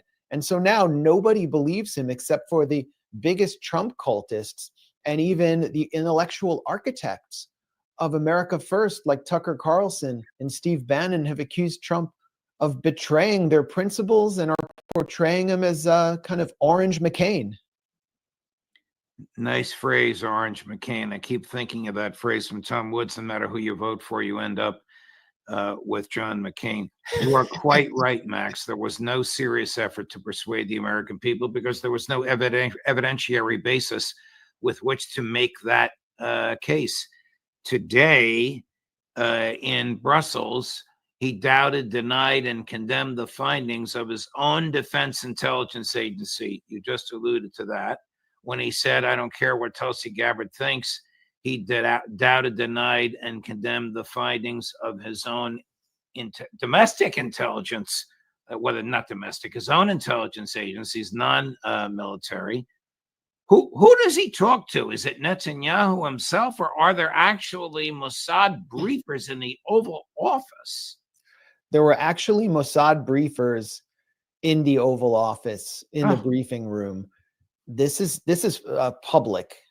It was well known, but not very, didn't receive enough focus, that Mossad director David Barnea and Ron Dermer, whose father was the mayor of Miami Beach and is basically an American Israel lobbyist who went to work for Netanyahu, had been, quote unquote, briefing the president and pushing him. And they nearly pushed him to do some version of this strike back in April. That's when Mike Waltz was fired for secretly coordinating with Netanyahu. So this is well known. But what I got from a Trump official was that they were telling Trump that Iran had not only had like a nuclear stockpile that could become a nuclear weapon in a matter of weeks, but that within 1 week, it would provide a nuclear warhead to the Yemeni Houthis, which is just absolutely laughable. The Trump official described the briefers as completely tactless, hyper aggressive, fear mongering. And the person that it worked on best was someone who is the Israel lobby, which is basically an arm of Israeli intelligence in the United States, AIPAC had cultivated since the beginning of his career. In April at the Gray Zone, and I think we discussed this here, I produced exclusive audio from an off-the-record private AIPAC congressional briefing in which AIPAC's new CEO, Elliot Brandt, described how his organization had groomed John Ratcliffe since he was a congressman coming out of Dallas, the Dallas area. Who is John Ratcliffe? He has no background in intelligence, no background in the military, was a small town lawyer who became mayor of a town of 7,000 outside Dallas called Heath. Then got elected to Congress, became funded by AIPAC with Israel lobby money, and then emerges as one of Donald Trump's most loyal defenders. Donald Trump nominates him for director of national intelligence simply because he wants a loyalist there, doesn't care about his background or that he was just a backbencher nobody. And John Ratcliffe's nomination initially fails because he lied about taking a lead role on one of the most politicized terrorism cases in American history against the Holy Land Foundation, a case which was managed by Israel's Mossad to the point where the Mossad actually sent one of its agents into the courtroom. The courtroom had to be cleared, and these Palestinian American defendants were subjected to dodgy dossiers claiming that they were at the nexus of a Hamas funding terrorist network, and they were all given life sentences. Completely phony trial, but Ratcliffe lied about being in that case. He eventually made it to DNI a year later. Then, when Trump won again, he was appointed CIA director, and John Ratcliffe has since become the key channel for Mossad director David Barnea in delivering Donald Trump phony Israeli intelligence briefings, claiming that Iran's nuclear stockpile was going to turn into a weapon in a week, and that Trump could immediately eliminate it with this Top Gun style strike. So John Ratcliffe was referred to me by this Trump official as Mossad's stenographer. And now look at what Donald Trump is about to do. Now that his whole case has collapsed about blowing up the Fordo bunker, he is going to release more Israeli intelligence to counter his own U.S. intelligence officials in the Pentagon. That's what Donald Trump is going to do to save his hide. Wow. I don't want to get too deep into the politics, but Congressman Ro Khanna, a progressive Democrat who's hooked up with Congressman Thomas Massie, a libertarian Republican, arguing that what Trump did was unconstitutional, did appear on air and ticked off, mentioned, I don't mean he aggravated, he mentioned one by one the MAGA people that are staunchly opposed to what Trump did. You mentioned a few of them earlier. Chris, cut number 6. The tragedy in this country is that we keep entering these overseas wars. We triumphantly declare the mission is accomplished the day after, and then we're left with Americans bearing the consequences for decades. The headlines all across this country says the United States enters war with Iran. He is actually representing a lot of the people in the MAGA base, people like Steve Bannon, Tucker Carlson, Marjorie Taylor Greene, Theo Von, who has had them on, who's saying, we don't want this war. And I heard your interview with Secretary Rubio. He's saying, well, we want a peace deal. We want to make sure that Iran can enrich uranium through civil purposes. Well, we had that. We had that at the JCPOA, and there was not a single violation that the IAEA found during that time. So my question, I guess, is now you're going to force Iran to go covertly in developing this nuclear material. Now you've put American troops at risk. Now you're wasting billions of our dollars because we're sending more troops to the Middle East. What did you accomplish, and why are you oblivious to the American people who are sick of these wars? There you go. That's an excellent summary, I think, of where we stand now. But for Trump to continue to repudiate his own intel in deference to the Mossad, is this all to please Miriam Adelson and her colleagues? I think it's actually, I think this is actually to please his own base, the Trump cult, which believes that he actually carried out this brilliant maneuver that destroyed Iran's nuclear stockpile and ended the problem. And it's to get the Israelis off his back.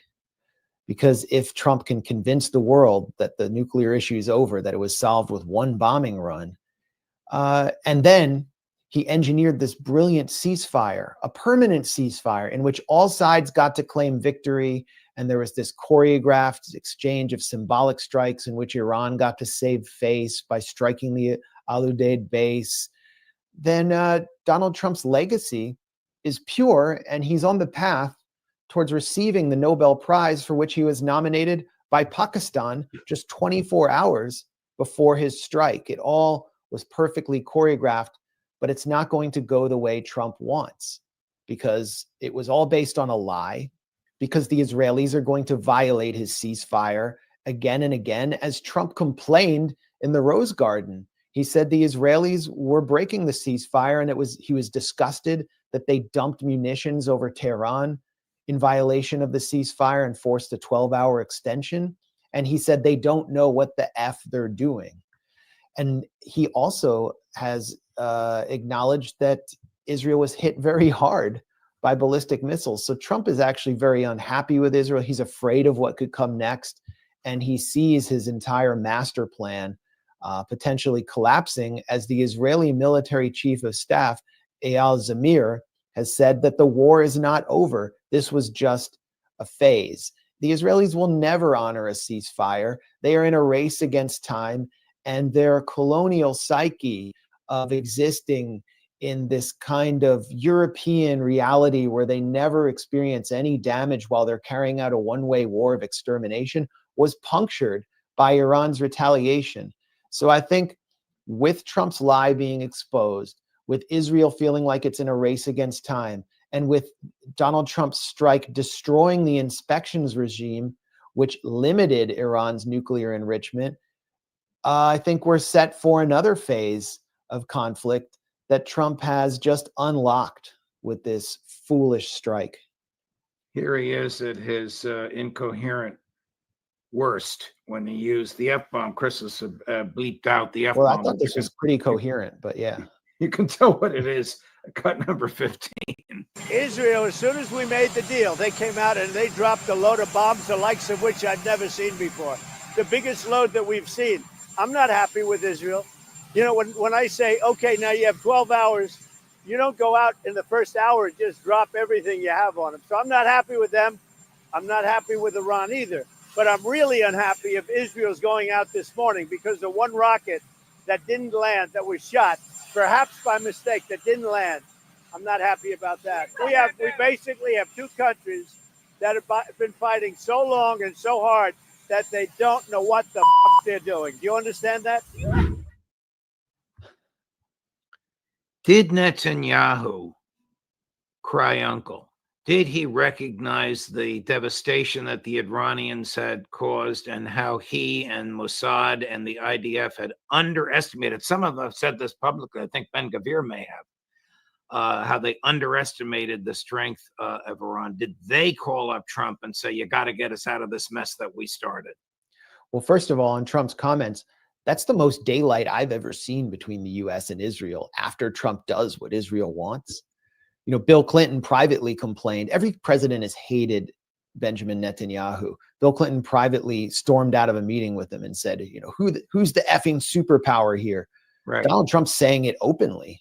He's like, we're the superpower.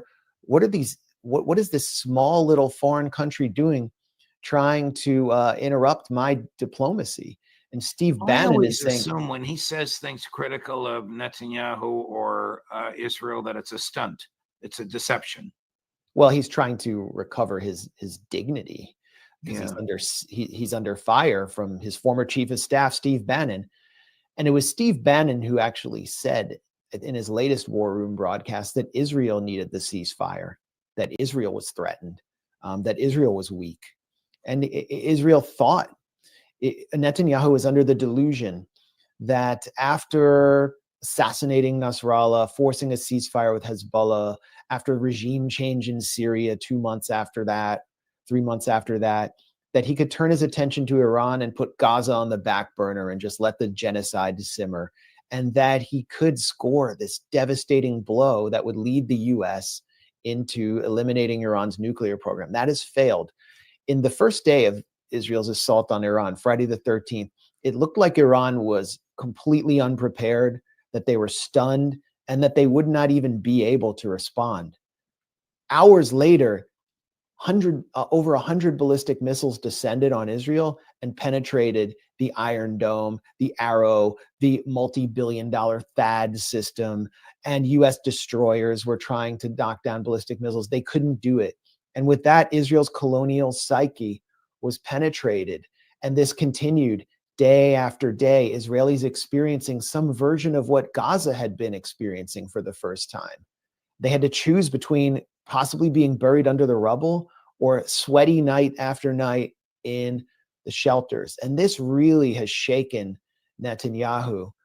And meanwhile, in Gaza, because Israel had concentrated so much focus on Iran, the Israeli military has been on the run. Western media isn't paying attention to this, but in Khan Yunis, Israeli military has been taking bodies day after day. Yesterday, they lost 7 soldiers in one incident. So Netanyahu proclaimed that he would defeat Hamas by April 2024. He proclaimed that he would achieve total victory. He's put the hostage deal on the back burner, and they're still losing many soldiers in Gaza. Hamas is still intact, and they are now claiming that they can defeat a regional power like Iran. So I think Israel has been kind of exposed here. And it all goes back to the theory that Hassan Nasrallah introduced after Hezbollah kicked the Israeli occupation army out of southern Lebanon in 2000, which is the spiderweb theory, which holds that because of the colonial nature of Jewish Israeli society, if it faces enough military pressure for enough time, that society will begin putting pressure on their military intelligence elite and their leadership to make serious political concessions. And so Israel is doing everything possible militarily to avoid the core political concessions that will be necessary to secure its survival. And one of those things that it thinks it can do is to continue to manipulate the US into saving and protecting it. But the American public has less appetite than ever, whether it's what we saw from Rouhana and Thomas Massie teaming up on the War Powers Resolution, what we see from the podcasters on the right, like Theo Vaughn and Candace Owens, or Steve Bannon and Tucker Carlson in America First, or on the left with the election of Zohran Mamdani, a 33-year-old assembly member and influencer who has called for the arrest of Benjamin Netanyahu if he ever visits New York. Israel has lost the American public. Wow. What damage has Netanyahu done to Israeli society? I mean, this morning, well, it's afternoon now there. Can you go out to the store? Are the courts operating? Can children go to school? In Israel? Yes. Israel's society, Jewish Israeli society, was semi-functional from what I understood from people I know there throughout the war, and it would sort of shut down around 6 p.m. Restaurants would stop delivering. People would go to their safe rooms in their house or their bunkers. Now it's open again. What we don't see in Israel is victory celebrations. There is no great victory. Jewish Israelis have been at war for over 20 months now. They're increasingly exhausted. The reservist corps is depleted. Israel's economy is suffering. It would cost over $300 million a night to maintain this war, to keep up the air defenses, the interceptors, which were being depleted. And Israel's due for another credit downgrade. A major tech hub or tech center in Beersheba was struck. The Microsoft offices were hit by a ballistic missile. And this tech sector relies so much on foreign direct investment. And foreign direct investment relies on Israel's air defenses to maintain a stable environment. So we're going to see a weakening of Israel's middle class. And I was reading an article in an Israeli economic publication, Calculist, which said that some of the major Israeli innovations to come are better bomb shelters for the population, along with better surveillance tech. So that's not a place that I think a lot of people want to live, especially Jews in the so-called diaspora aren't going to want to move there. So the future looks increasingly dystopian and dark for Israeli society. And again, their military leadership has said that there is no ceasefire and that they will seek to reignite this war. What does that mean for people living in Israel who have basically become fodder for Netanyahu's total victory? The future is not bright. As Theodore Herzl said, but from a completely different angle, it is no dream. What damage did Netanyahu do to himself by starting this war, never expecting the retaliation that he induced? We're going to see a political upheaval in Israel after Netanyahu leaves the scene. And I think it will lead to another spider web-like situation, but more intense, but one that resembled what we saw before October 7th in Israel, where Netanyahu was facing this full-on kind of almost civil war over judicial reform. And it became sort of a war between the right-wing Messianist camp and the Likud camp that supported Netanyahu and the enlightened public, what was left of the center and center left and the Ashkenazi elite. And you had reservists refusing to show up for duty, including Air Force reservists, which was a significant role in weakening Israel and opening the door for an operation like Al-Aqsa Flood on October 7th. Israel was at a very weak point by October 7th, but the shock and casualties of October 7th brought Jewish Israelis from all different sectors to rally around the flag momentarily. That's all gone now. Netanyahu doesn't have any of that goodwill left, and Israel is set for a major political upheaval as soon as Netanyahu's coalition cracks. But what Netanyahu has failed to do is achieve the greatest objective of his life, which is to bring about regime change in Iran. And this is something we haven't talked about because we focus mostly on the nuclear issue. Okay, the Defense Intelligence Agency has leaked this document showing that at best the US set back Iran's nuclear program by a few months. So that was a failure. But what Israel has done by initiating this war and killing over 600 Iranians, mostly civilians, is set back the regime change plan, possibly decades. There has been a huge rally around the flag effect in Iran. Everyone I met while I was in Iran is now telling me that people who have deep grievances with the government supported the war, were out in the streets chanting for the war. And Iranians have come together. They feel like it's another revolutionary moment.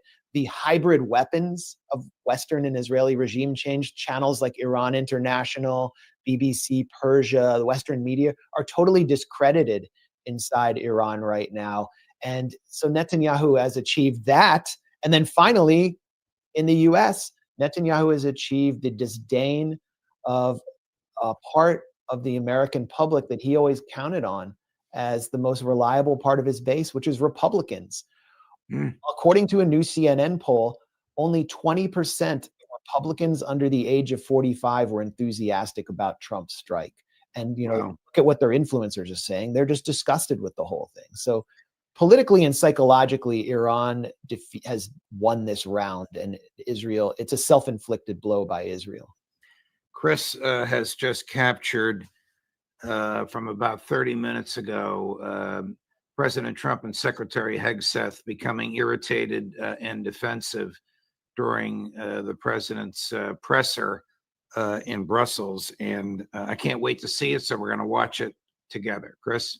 If you look at the dates, it's just a few days after it happened. Sir. So they didn't see it. They said it may be very severe. Go ahead. Understood. Do you have a message for the intelligence community, though, in terms of unvarnished information getting to you, that it's not? I don't really have a message. I would say issue the report when you know what happened. I wouldn't say that it could be severe or maybe not. They use the word severe. It could be severe or maybe it's not. So people like you picked up and said, oh, it's not severe. No, the report was not a complete report. Yeah, the message was probably wait till you know the answer before you. And sir, did you not have a public component to your Zelensky meeting for a tactical reason with President Putin? Let him answer this. Hello, Mr. Secretary. Yeah. There's a reason the president calls out fake news for what it is. These pilots, these refuelers, these fighters, these air defenders, the skill and the courage it took to go into enemy territory flying 36 hours on behalf of the American people and the world to take out a nuclear program is beyond what anyone in this audience can fathom. And then the instinct of CNN, the instinct of the New York Times is to try to find a way to spin it for their own political reasons, to try to hurt President Trump or our country. They don't care what the troops think. They don't care what the world thinks. They want to spin it to try to make him look bad based on a leak. Of course, we've all seen plenty of leakers. And what do leakers do? They have agendas. And what do? Do they share the whole information or just the part that they want to introduce? And when they introduce that preliminary, a preliminary report that's deemed to be a low assessment, you know what a low assessment means? Low confidence in the data in that report. And why is there low confidence? Because all of the evidence of what was just bombed by 12 30,000-pound bombs is buried under a mountain, devastated and obliterated. So if you want to make an assessment of what happened at Fordo, you better get a big shovel and go really deep, because Iran's nuclear program is obliterated. And somebody somewhere is trying to leak something to say, oh, with low confidence, we think maybe it's moderate. Those that drop the bombs precisely in the right place know exactly what happened when that exploded. And you know who else knows? Iran. That's why they came to the table right away, because their nuclear capabilities have been set back beyond what they thought were possible because of the courage of a commander-in-chief who led our troops, despite what the fake news wants to say. But you're not disputing the report said what it said. I mean, that's a political statement. If ever I heard one, there's very little truth in what he said. Yeah. He's made a fool of himself in an international forum with an enormous audience watching. Well, he didn't present any facts. He didn't present any evidence. He didn't deny the assessment. He's upset that the leakers work for him. It's the Defense Intelligence Agency whose job it is to evaluate this that leaked, according to him, the absence of success because of the planning ahead of time by the Iranians. No one's saying the bombs didn't hit. No one's saying they didn't hit their target. No one's saying that this is all a fake. But there was nothing there to hit except an empty tunnel. Exactly. And it is possible, actually, to reinforce to the point where those MOPs aren't going to actually destroy what's buried beneath the ground. It is possible. But Maxar satellite imagery showed days before a long line of dump trucks pulling up to the Fordo facility. Iran openly announced that it had removed its 60% enriched uranium stockpile. Rafael Grossi, the heavily biased IAEA director, even on Fox News, said he doesn't know where the stockpile is. Pete Hegseth is claiming that the entire nuclear program was destroyed. According to the DIA assessment, the US even failed to destroy the underground Isfahan facility. It's not just Fordo. And there are facilities all across Iran where that uranium, if Iran chooses, could be turned into a nuclear weapon to establish deterrence against the coming and inevitable future Israeli attacks. It doesn't require a vast facility as long as there are plans and centrifuges to produce a nuclear weapon. This is what Donald Trump has done by falling for the Israeli manipulation. He's moved Iran outside the inspection regime permanently. The IAEA is kicked out of Iran, and the Iranian parliament has passed legislation to do that, and Iran may move to leave the NPT in order to establish deterrence once and for all. Meanwhile, this scandal will only grow. The intelligence, so-called intelligence community is disgusted with Trump's manipulation of intelligence, and the media that works hand in glove with them is going to seek to use this to punish Trump for weeks and weeks. And I don't think they're going to have anything to come back with except more dodgy Israeli intelligence. Hegseth should be ashamed of himself. You have forgotten more than he's ever known. Your grasp of these facts and ability to analyze and articulate them is spectacular, my dear friend. Thank you very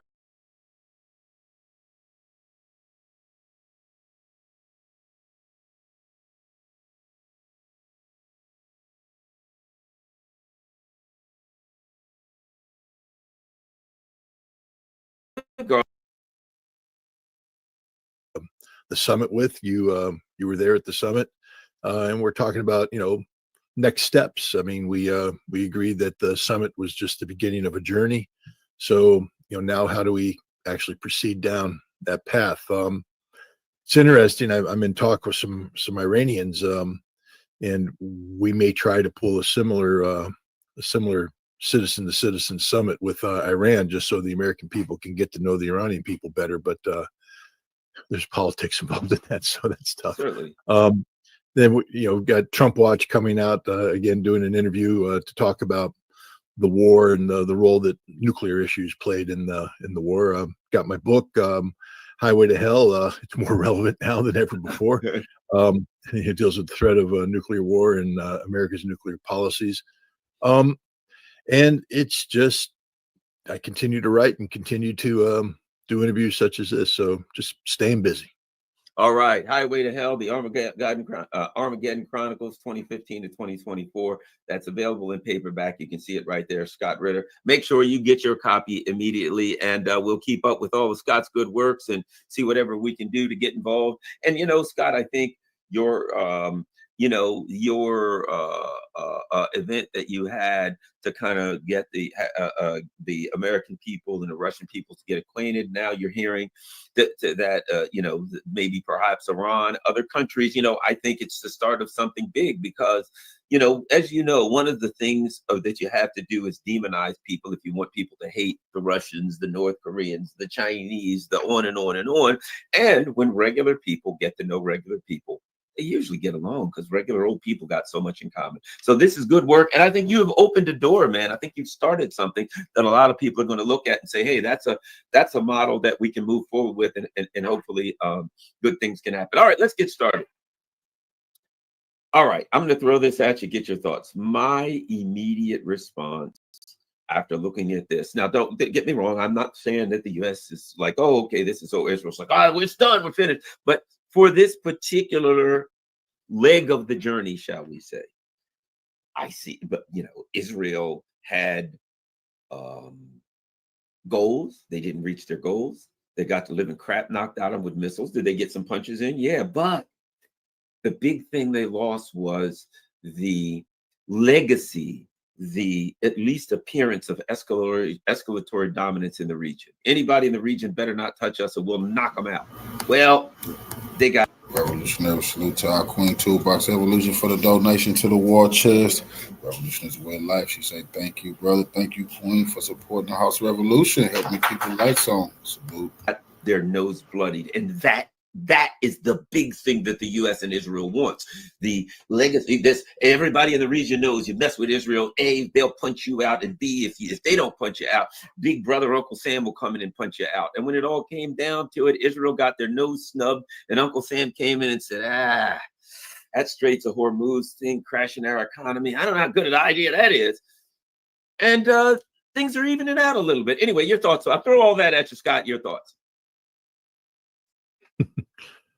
Well, I'm not saying you're wrong because, all of that is true, what you said. The only problem is that we have to overlay that a rational actor. I mean, if you're going to lay out a rational premise, then there has to be rational actors that populate this premise. And Donald Trump just isn't a rational actor. It's this man is such an egomaniac, such a narcissist that you can't exclude the possibility that much of what he's done over the course of the past week is posturing a game so he can get Barack Obama's Nobel Peace Prize, because that's what this is about, apparently. How does Donald Trump get the Peace Prize? He's set his goal on this. When you go to NATO and you lobby behind the scenes to all the heads of states, nominate me for the Peace Prize, or else I'll be a mean son of a gun. You get. I mean, this is what's driving him right now, which means that this isn't serious policy. And he sent 7 B-2 bombers and a number of advanced fighters into war, into combat, so he can get a peace prize. Meanwhile, 600 plus Iranians are dead, 27 Israelis are dead, billions of dollars worth of damage has been done. The world almost went critical. So Donald Trump could get a Nobel Peace Prize. And we haven't solved anything. If you take a look at the underlying reasons for this conflict, ostensibly it was about Iran's nuclear program. Now, Donald Trump can use whatever words he wants to describe the impact of the American bombing. Obliteration is not a technical military term, at least not the one that's normally assigned to battle damage assessments. But he's seeking to create a case that we have eliminated the threat from Iran's nuclear program. And yet he doesn't know where 400 kilograms of uranium hexafluoride enriched to 60% is. He doesn't know what the status of thousands of advanced Iranian centrifuges are. And I'm not talking about the ones that were at Natanz or at Fordo. I'm talking about the ones that Iran has been producing since January of 2021 outside the framework of monitoring of the International Atomic Energy Agency. We don't know how many they produced. We don't know where they are. Now, Iran was under no legal obligation because the United States withdrew from the JCPOA and Europe wouldn't implement it. So Iran also withdrew from it. But if you're going to make the claim that you have everything under control, then you better have everything under control. And we have nothing under control.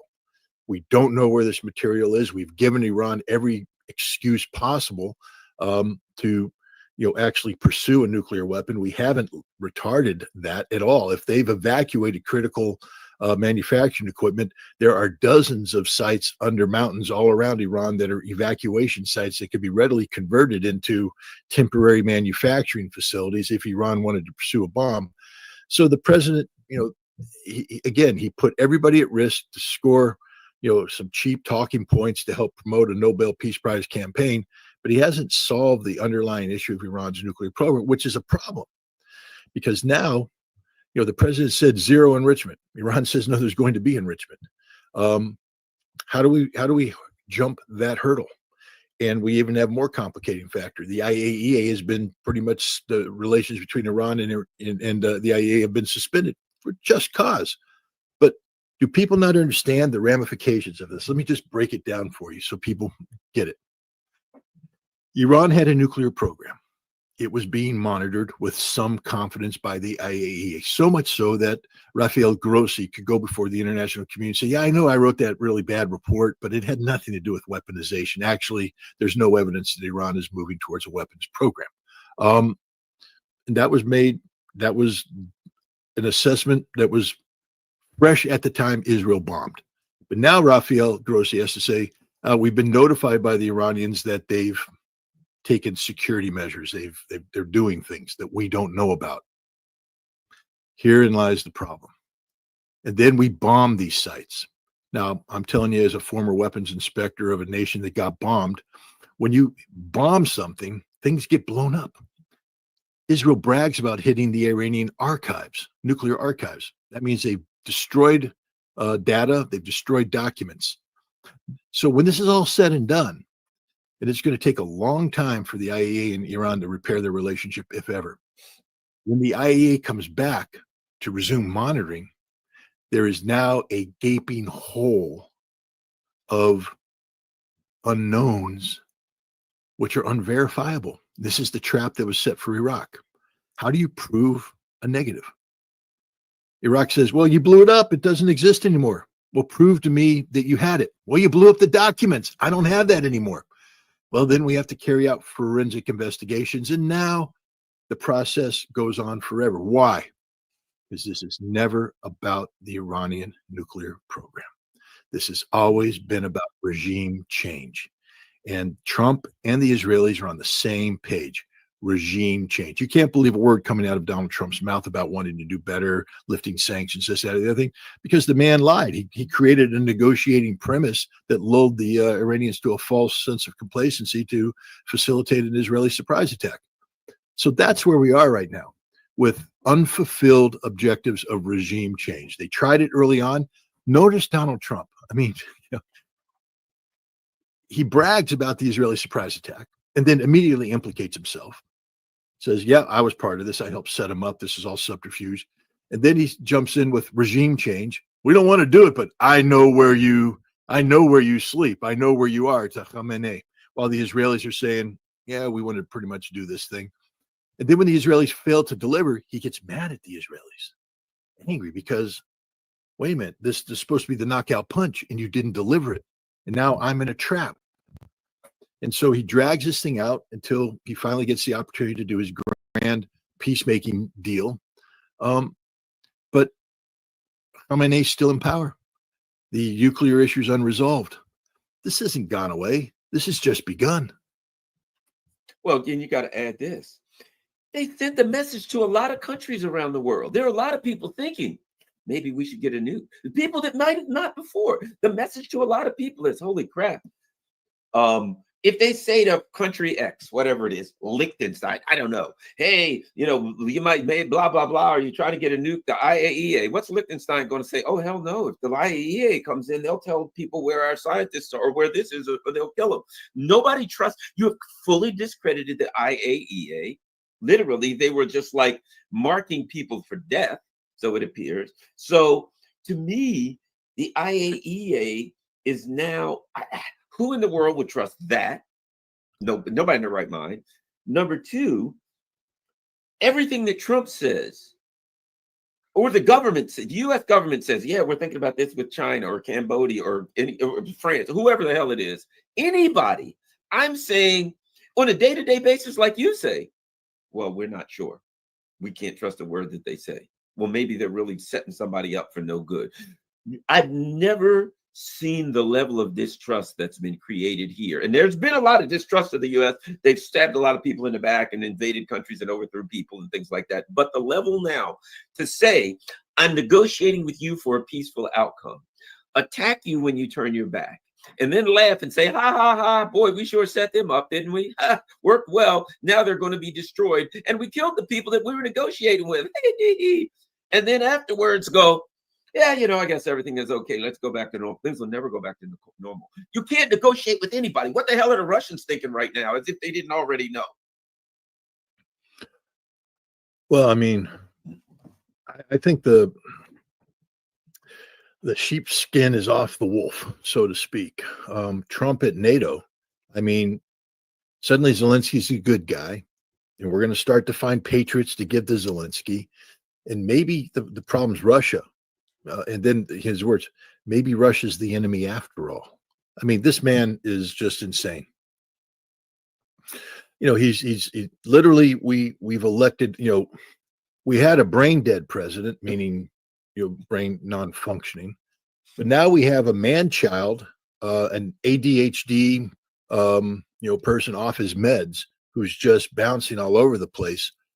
This level of irrationality, we can't call 5D chess. I mean, there's a lot of people out there saying, well, this is just genius.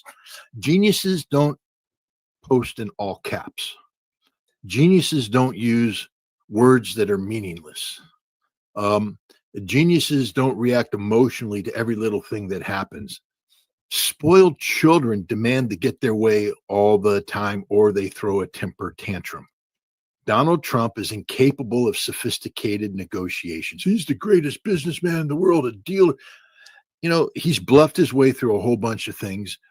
He's, money covers up a lot of sins, and I'll give him credit. He was able to take his father's money, leverage it into things, and then leverage bankruptcy, and it became too big to fail, and he created this illusion that stupid people bought into. But here we are. This man is not very clever when it comes to the complexities of the world. I mean, is it really? It was genius what he did. Genius to bomb 3 empty facilities in a transparent fashion, and then collude with the Iranians to receive a non-threatening missile strike, so that you can cut a deal with Benjamin Netanyahu to end the conflict, because Netanyahu's screaming on the phone, please, please, please make it end, make it end. It's not genius. That's just, liars behave this way. Dishonest people behave this way. Children behave this way, but he didn't solve anything through any of this. Seems like he's, to be honest with you, at days I think to myself, is this guy losing it? You know what I mean? Some of the stuff that I see coming from him, if I compare the first 4 years of Trump, he was Trump, but he was funny. He was over the top and all that. Now, man, woo, roller coaster ride. Netanyahu's a jerk. He's getting on my nerves. And the next day, now he's tweeting, yes, they need to drop all of the charges on Netanyahu. This is politically motivated. Everybody knows he's a crook. He's police. And now basically what he's saying is, I'm going to bail him out. It makes me think that he said, look, you do what I say and I'll bail you out. I'll get you out of this, right? So now he's trying to bail Netanyahu out for obvious stuff that everybody knows. This guy was shaking people down and come on, he's a gangster. This is exactly what gangsters do. But it doesn't even matter, because if he says, Netanyahu, you got to let him go, he's a great guy. 8 hours later, Netanyahu's the biggest criminal in the world. He has to go to jail. You know what I mean? His line of thinking is so incongruent, so up and down, that now you just disregard anything he says and say, okay, what are they doing now? What are they doing now? Because every 12 hours, he does a 180. A 180, that's what I say. Every 12 hours, a 180 on Truth Social. And there was something telling. Vice President Vance tweeted, I wonder if other VPs have as much excitement as I do. You know what he was saying. You know what he was saying. Oh my God, this guy's driving me crazy. Scott. Yeah, I mean, I think we do have to talk about the facilitators, the people that make Trump what he is, the people that sit there and defend him, cover for him, help weave narratives for him. Yeah. Pardon? Look, listen to Rubio. Listen to all of these sycophants. No one could have done this but Trump. President Trump is great. No other president did that. They just sit there licking his boots day and night. Yeah, no, the path to political relevance apparently navigates through the valley of self-debasement. I understand that you in order to play the game, you got to be in the game. I get it. I absolutely understand that. And that means sometimes you have to hold your nose, hold your tongue. But you lose all credibility the moment you cross over into the land of ridiculousness. You don't have to contradict the president in public, but you don't have to come out and magnify the stupidity.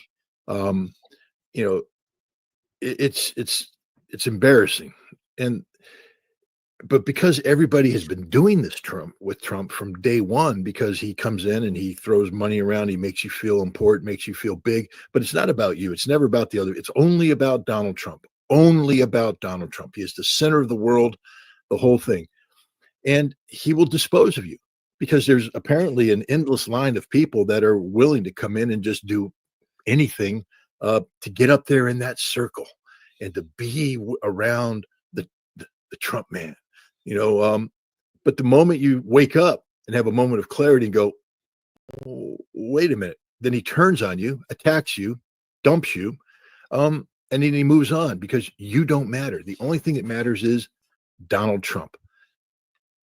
And so we have to understand what's wrong with the American system that produces this this legion of sycophants. And I think one of the problems is the deep state, and the addiction to power that the deep state, brings with it, because it's corrupting. And when Donald Trump, sort of jumped echelon, and it didn't go through the normal channels like the Republican Party, to be controlled by the system. He jumped channels. The system adapted. I mean, how else do you explain a Marco Rubio who, geez, how many years ago was he literally talking about the size of Donald Trump's hands and calling Donald Trump the worst human being ever? Would never. Now Marco Rubio's there laughing at Donald Trump's stupid jokes, pretending Donald Trump's the wisest, smartest man in the world. How did that happen, Marco? How did you make that transition? Did Donald Trump suddenly publish a PhD thesis that was all knowing and you went, oh my God, this guy is really smarter than I thought he was? No, he's dumber than you thought he was. He's worse than you thought he was, but he offered you a position at the table.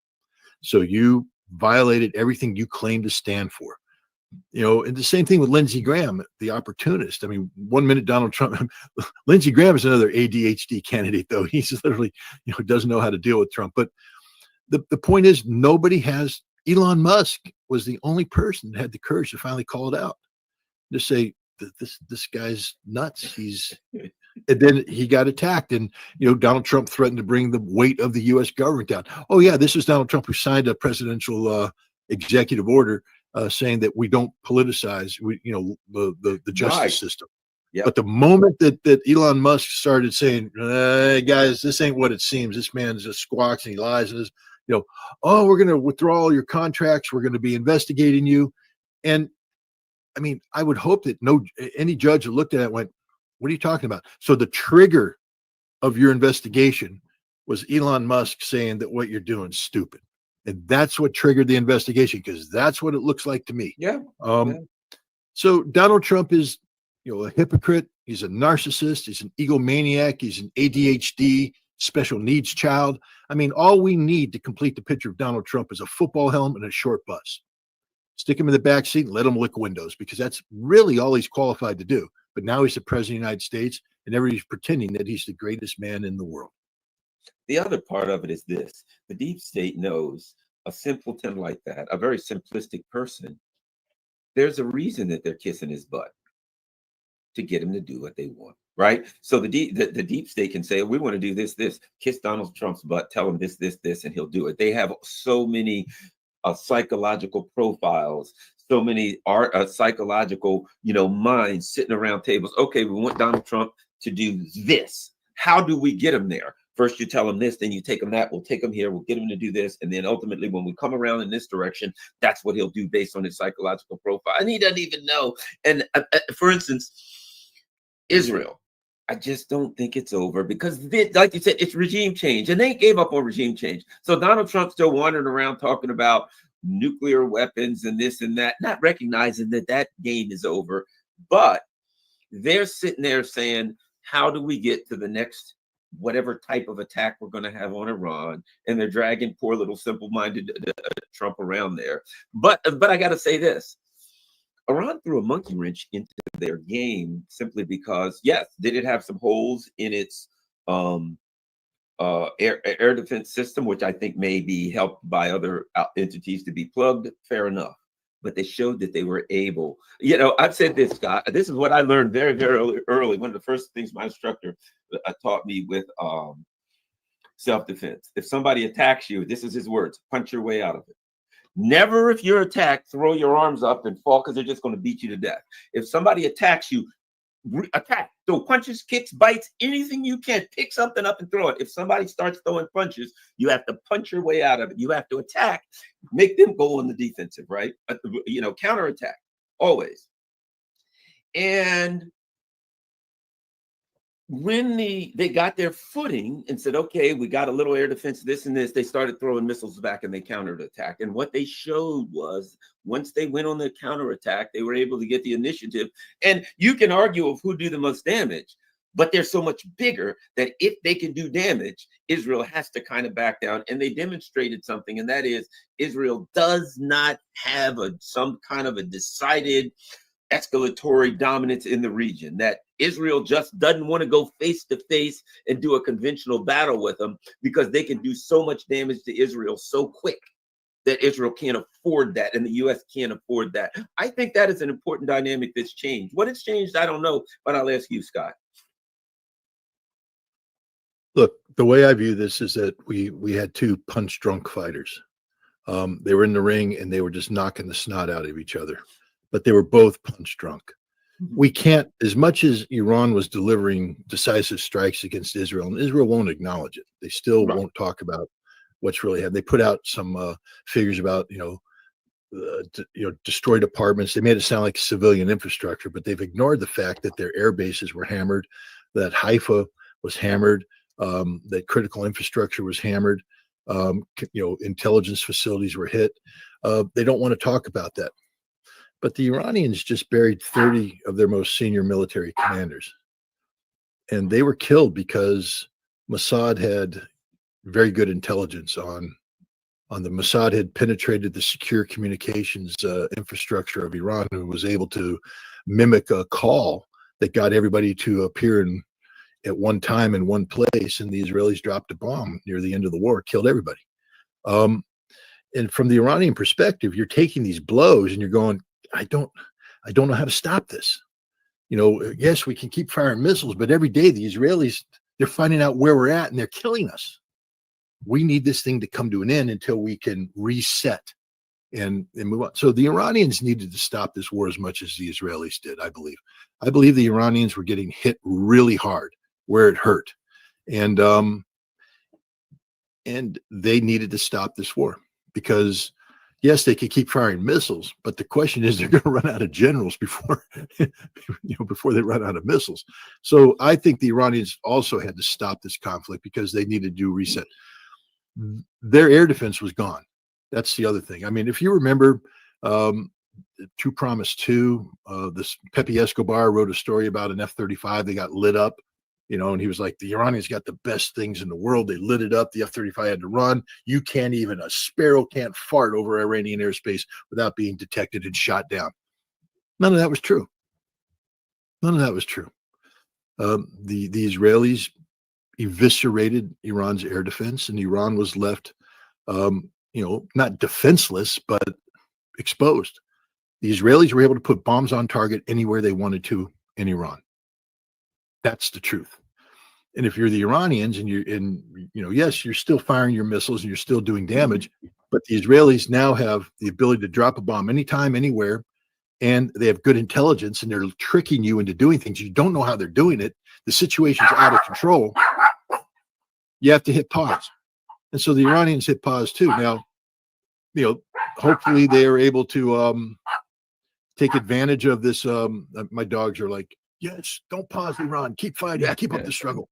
But and everybody, I always love it when people over here, Iran, those chicken shits, they should have kept going. Really? You weren't the one that was in a war and getting people killed. That's easy for you to say. If somebody was bombing your neighborhood. Yeah. So that, I just hate these people that are like, Iran should have kept going till the bitter end. Well, they did. And it was pretty damn bitter. What the Iranians did is pause at a time when they can articulate a cognizable case that Israel was hurt. And after all, it was Israel that was calling Donald Trump, begging for the ceasefire. Hey, they can claim victory. If you can stop the fighting and claim victory, and some people will say, yeah, I think they won because the other guy punched first. I think it's smart. You don't have to punch anymore, and you can celebrate and you can get out of it. You can go to Russia and try, hey, can you give me a hand now? I'm sorry, perhaps I should have taken it a little bit earlier. You know what I mean? You can make some moves, but here's the important thing. Your people at home will feel that you want, politically at home, and that's always an issue for Iran. They can stop and they can say to the people at home, we stood up against the U.S. and everybody, and we won. And the people at home will say, yeah, okay, we're okay with that. You know what I'm saying? I think it was politically, militarily, I think it was the smart thing for them to do. And personally, I don't care who's at war. I always want the fighting to stop because I'm an anti-war person. Anyway, go ahead. Well, I'm not an anti-war person. I don't like war, but if you want to fight, then let's take the fight to the bitter end, and you know, Right. there needs to be You're a victor. military But guy, you yeah. also have to understand that there's, I want to win the war. What I don't want to do is fight a battle for Hill 861 and lose 90% of my capabilities taking Hill 861, only to find out that tomorrow, the enemy's coming in with reinforcements. I'm going to lose the hill and lose everything I had. Fight smart. And I think the Iranians took a look at the situation and said, this isn't going to end now. I mean, how could it? When the U.S. and Israel talking about zero enrichment, and Iran saying, no, we're going to keep it. This thing's going to be on. The real objective, regime change, not the nuclear thing. So I think we're in for another round of fighting. But I'll say this about Israel. They threw away a 10-year intelligence operation, maybe even longer, infiltrating the drone operators in there, getting them in, the drone factories, the whole works. That's gone. 700 to 800 people are get hung by the neck until dead over the course of the next couple of weeks. These are all Mossad agents. That network's gone. It's going to be round up. Unless Israel's sitting on another 10-year operation, they decided not to unfold during this effort. The communications, Israel played all their tricks. They played all their tricks against Iran, and it didn't work. And now Iran is able to reset there, no more tricks. Israel exposed. I mean, the bottom line is if Israel and Iran start fighting again, there's only so many ways you can fly an F-35 and an F-22, and I think Israel flew them all. Iranians now know the Israeli bag of tricks, and they are out now, working to buy equipment and get assistance rapidly that will enable them to reconstitute an air defense that now is specifically configured to deal with the threats that were exposed in this. Meanwhile, how about this, Scott? I think this is important, just to throw this at you. I will be willing to bet, a couple of Chinese spy ships showed up. They went to Russia. I will be willing to bet two things. Of course, we know they probably asked for air defense, but they probably said, hey, I need some intelligence help. Our intelligence systems are weak and they're inside and they're doing bad things. I will guarantee they asked for intelligence help also. And of course got it, because you're looking at, Russian countries that have had their own intelligence issues, but they've had to fight that. But I bet you they asked for intelligence help also. There's no doubt about it. My understanding is there were two Chinese intelligence collection ships off the coast of Israel during this conflict, and they were collecting all sorts of data. I mean, more than we want. Understand this, that we were literally in panic mode at certain ports when the Iranian missiles are coming in. Our systems were cooking off. And just based upon prior experience, when you start blowing out missiles, going after because what happens is you're trying to solve this battlefield picture of the enemy coming in. It's not working, because next thing you know, 15 missiles are impacting Nevatim airfield, and you're going, how did that happen? So you start playing games. There's a whole bunch of smart people in there, all the contractors saying, okay, we're going to remove this shadow, we're going to emphasize this, we're going to try and collect here, and they're tweaking the system. And as they're tweaking the system, they're trying to get better clarity and resolution and such. They'll be speaking in the clear, or they'll forget to change crypto. They'll be doing a whole bunch of things. And the Chinese just sitting there going, whatever the word for thank you is in China, Intel. As they're collecting all this data of us on overload, and they're collecting all the technical data of everything that's going on, and they've absorbed it all. And then they're going to do a big data dump. And I think that's what you're going to see. One of the relationships between Iran and China is the big data dump, because it's also in China's interest. Remember this. People are like, why would China do that? Taiwan? Because the very same missile defense system that Iran is, cracking and trying to crack is the one that will be superimposed over Taiwan. And China just won the game. They literally just went, thank you. We now know how you do things. We now know everything, how you do it under stress, under the stress of combat. Revolutionary salute to our family, our brother Terry for the donation to the war chest. Revolution is a way of life. Absolutely appreciate that love, family. Salute. We know yeah. where the overload is. We know what how you respond to countermeasures. We know everything. And so they're not just going to help tweak the Iranian next generation attack, but they're going to make sure that if the time comes for them to strike Taiwan, it's a knockout blow from the beginning, that there will be no, campaign, that they have the solution up front. Well, and of course, here's the other part of it. I would imagine China and Russia's intelligence will both work on internal issues with the Mossad / CIA, MI6, whatever, for this reason. If you're China, here's what you're saying. I know they're building drone bases. I know they're doing this stuff inside my country. They just did it to Russia. They just did it to Iran. I know they're doing it here. I just got to find out where, right? So what are you doing? You're carefully working with the Iranians to find out everything the Iranians have figured out, to work with them, to provide them additional electronic surveillance measures, the Russians and Chinese, everything, because you want to pick this thing apart and find out exactly what they do and how they're doing it, so you can go home and apply that at home to try to, figure it out. So the other thing is, in the same way that Russia, China, etc., on the Ukrainian battlefields have been picking up data as to how NATO and the West works, they're going to continually work together to do these things. So the bottom line is this,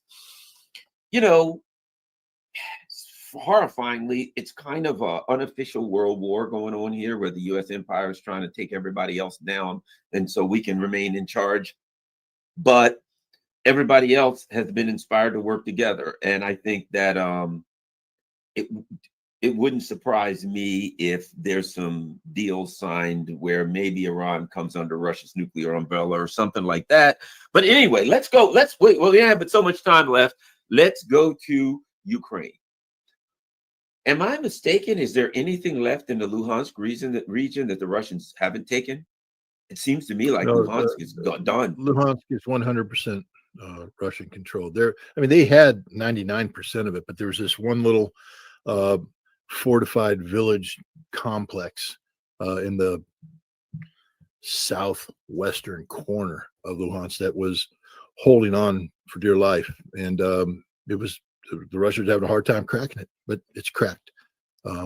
So Russia now occupies all of Luhansk, and in doing so, they fractured yet another defensive line, and you're going to start to see the Russians start to roll up that defensive line and continue. It's what's been happening all along the lines. There was some Ukrainian counterattacks. They get beaten back, but by and large, the Russians are just advancing, and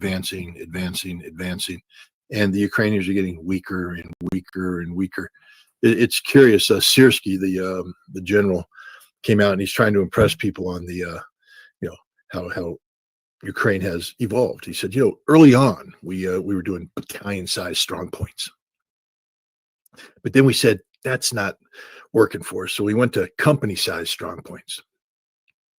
And that's not working. So now we emphasize platoon-sized strong points, and that's not working. So we're going down to squad-sized strong points. That's the cornerstone of the Ukrainian defense doctrine, squad-sized strong points. But what he just acknowledged is that Ukraine no longer has the ability to do battalion-sized defensive operations. That they've, yes, the war has changed. The drones have changed everything. Again, I talk about this when I talk about Russian assault tactics. Today, the Russians talked about 3s and 6s. Their basic assault crew is a 3-man team. 3-man. Never in my wildest days as a Marine would I consider assaulting a fortified position. If there was an enemy entrenched, an enemy squad, say 11, 15 men entrenched in a fortified position, I wouldn't touch that thing with anything less than a reinforced company using standard Marine Corps tactics. And the Russians are like, 3 guys. 3 guys. What do you mean? Yeah, but it's 3 guys with drones overhead, 3 guys with fire support, 3 guys with drones coming in and popping. And basically they suppress everything, and the 3 guys just come in and mop up. Now, when they fail, as they often do, then you end up getting 3 dead guys, or 1 dead guy, 1 wounded guy, and the other guy dragging the wounded guy back. It's a bad day for 3 people. But for the most part, the Russians with these 3 guys are taking these squad-sized positions, neutralizing 7 to 11 to 15 Ukrainians. And as soon as they take it, then the 6s come in. 6 people rush in and dig in. And so now you've got the Russians holding the position with a reinforced squad, 9 guys holding the position. And then they do a rotation. 9 fresh guys come in, grab that position. These guys go back and get cleaned up, eat, and get refreshed. And the next group of guys sends their assault team out, 3 guys, to take the next position. And that's what the Russians are doing. They're just going squad position to squad position to squad, tree line to tree line, trench line to trench line, 3s and 6s, and it's nonstop. And the Ukrainians can't stop it. They've admitted it. The Ukrainians were stopping some parts of this with their drones. The Ukrainians were very good at flooding the zone with drones. But the Russians are perhaps one of the most adaptable militaries in the world. So when they got tired of, basically crawling 1.5 kilometers in drone-infested skies to get to their assault position, only to have their assault break up with endless drones coming at them, the Russians broke the code. It's not about shooting down the drones. It's about killing the drone operators. And now the Ukrainians admit it. They can't even begin to do drone ops because the second they start, their whole world goes to hell. The most dangerous job in Ukraine today isn't frontline infantrymen.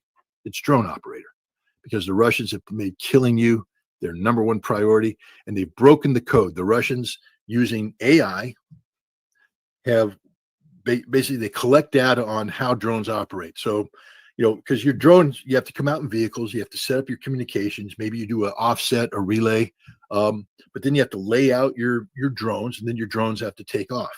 And what the Russians have done is they've been monitoring this, and they have pattern analysis. It's like what we call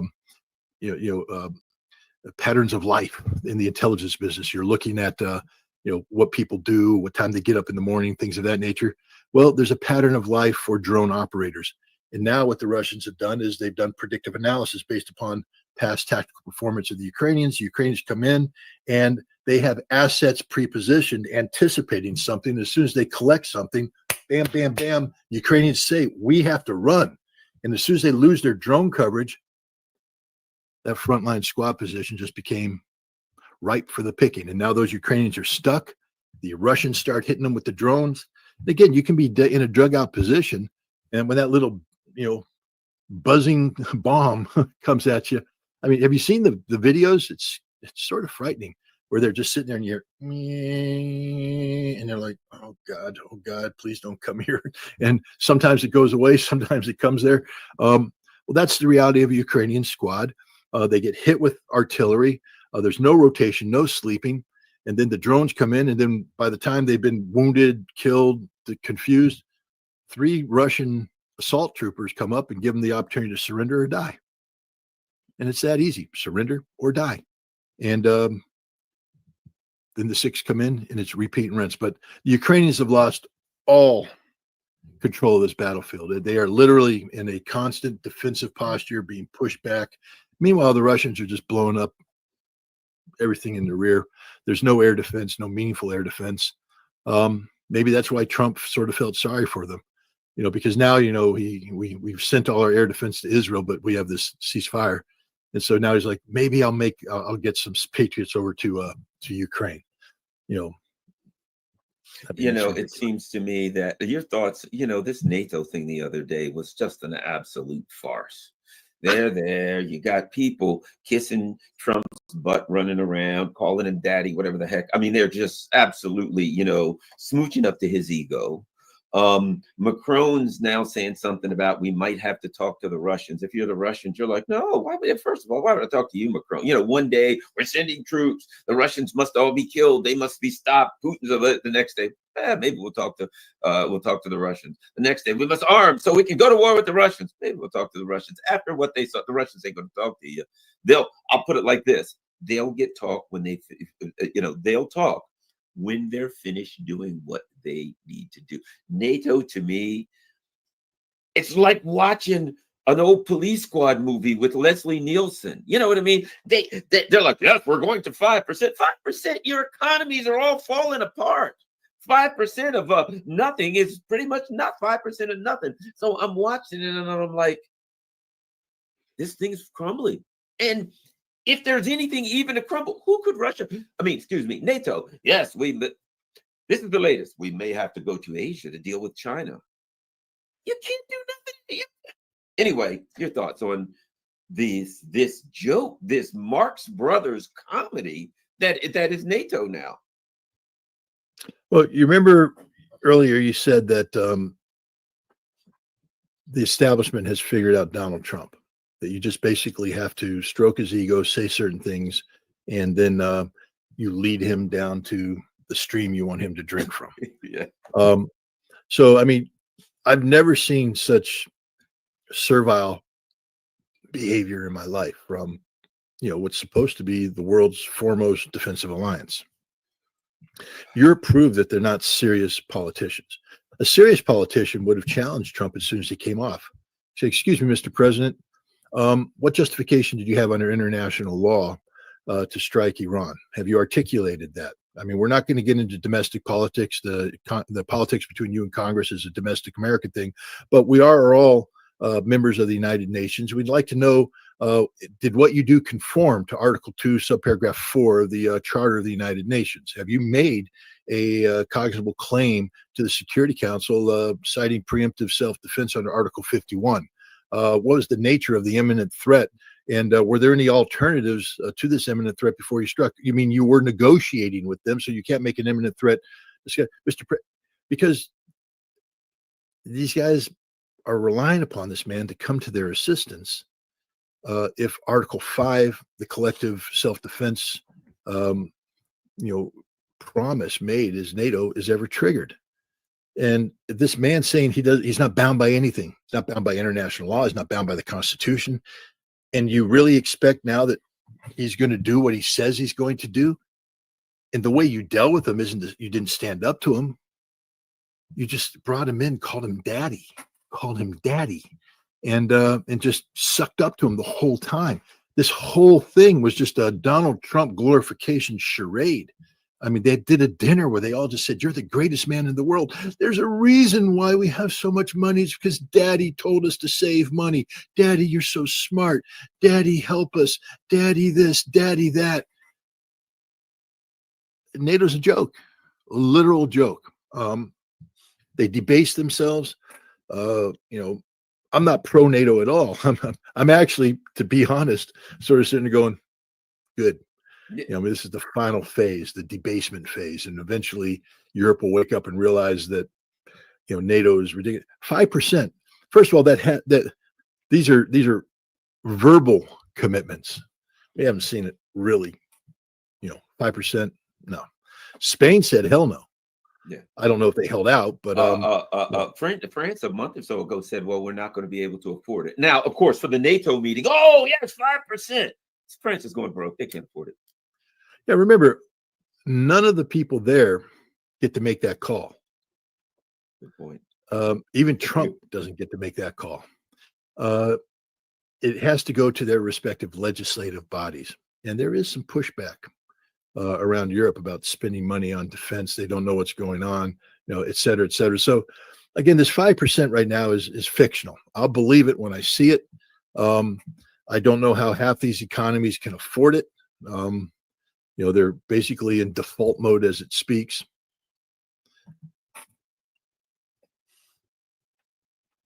Oh, okay. Sorry about that.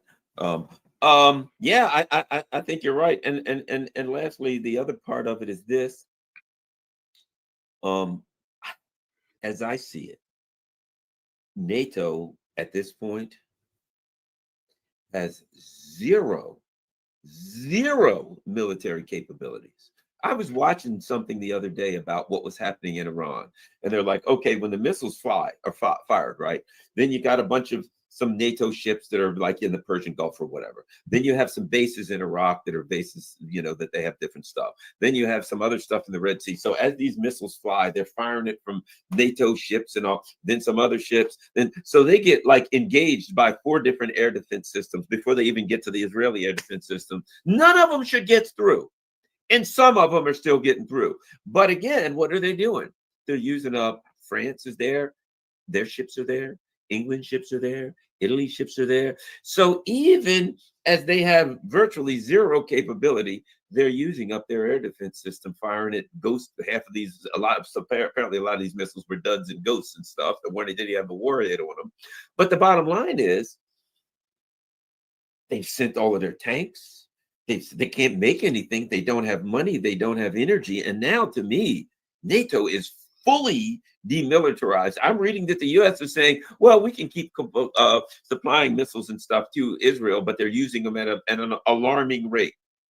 NATO, to me, I mean, they're like, the Russians want to take us over. Well, if they wouldn't, you got nothing. Lucky for you, they don't. And nobody else does. It's crazy, Scott. Yeah. It's amazing how much money NATO spends on defense and how little they get from it. You remember in 2022, Pistorius, the defense minister of Germany, and Olaf Scholz said, we need 100 billion euros right now. Yes. Right now. We need to build the most vibrant, active military rapid response force, 100 billion euros. Give it to me. And the German parliament said, Sieg Heil, and they gave it to him. Last year, in the defense budget, Pistorius comes to parliament and says, yeah, I need, I'm going to throw a number out there. It's probably wrong, but, I need, 12.5% increase in the budget. And the parliament went, for what? Oh, for modernization. We gave you $100 billion. Where'd it go? It's gone. All of it's gone, and nothing happened. They spent 100 billion euros, and nothing happened. So now what Pistorius says that we need to continue the growth thing, so we need to increase it. And they went, nah, we're going to give you, and I forget what the number was, but the number they gave them was below inflation, which means that in real costs, Germany, instead of growing its military, had to make cuts because you can't keep that system going. So Germany had to start cutting troops, cutting airplanes, cutting. This is after receiving 100 billion euro to rebuild the German military. This is all of NATO right now. And pretty soon it's going to be the United States as well. We've created systems that are so fundamentally broken. It's like buying a house thinking that you're going to be able to move in and live. But as soon as you get there, you realize, wait a minute, the termites were in the basement, the carpenter ants were in the walls. There's black mold in the ceilings. The pipes are all leaking. And then you start, so you I don't know, spend $200,000 on a house. You say, hey, I'll spend $30,000 to fix it up. And you go to the bank and you borrow 30 grand to fix it up. And you bring that in there, and next thing you know, you spent 30 grand exposing the problems, and it's only gotten worse because now you've ripped out the ceiling, you've ripped out the floor, you've ripped out everything, going, we got problems. I need $320,000 to fix a $200,000 home that already has a $30,000 investment in it. Tear down the house and start over. And this is NATO right now. Their militaries are so fundamentally broken. They have taken a system that worked at one time during the Cold War. They never fixed it. They kept investing in it, but instead of it being trained to fight a war, it was just there to make a presence, to keep something alive that shouldn't have been kept alive. But now when called upon to actually do something, it can't do any of it. NATO cannot muster 20,000, let alone 60,000 troops to deploy to Ukraine. Can't do it. They don't exist. They don't know how to logistically sustain them. They don't have the trained bodies. Their training is so utterly pathetic right now. Literally, that half their troops don't even get out of garrison. They put a uniform on, then they go and they eat schnitzel and they, polish the thing. The Germans a couple years ago did an exercise, and they had to cannibalize their entire armored force to get a battalion in the field of tanks. And even then, they had to have painted broomsticks to simulate the machine guns because they didn't have any functioning machine guns. So the tanks are in the field, and the soldiers are going bang, bang, bang, bang, bang, bang, bang, bang, bang, bang, bang, bang. It reminded me of my first time in the Marine Corps when they issued us the M16s, but they weren't quite ready to have us have blanks or blank firing adapters because we still didn't know much. So we're learning the tactics and we're walking around going bang, bang, bang, bang, bang, because we were so boot that that's what we had to do.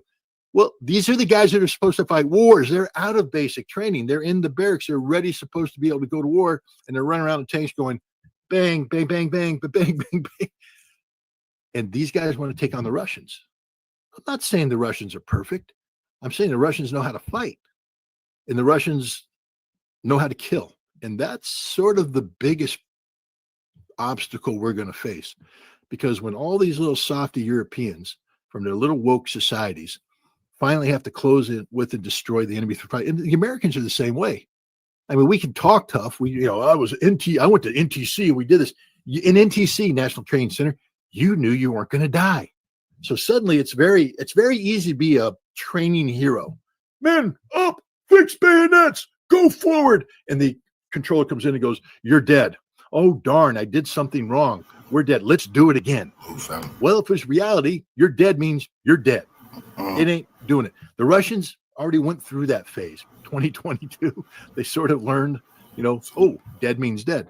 Yeah. The Russians today are not only do they understand that they could die, but when they see the enemy, there's no hesitation.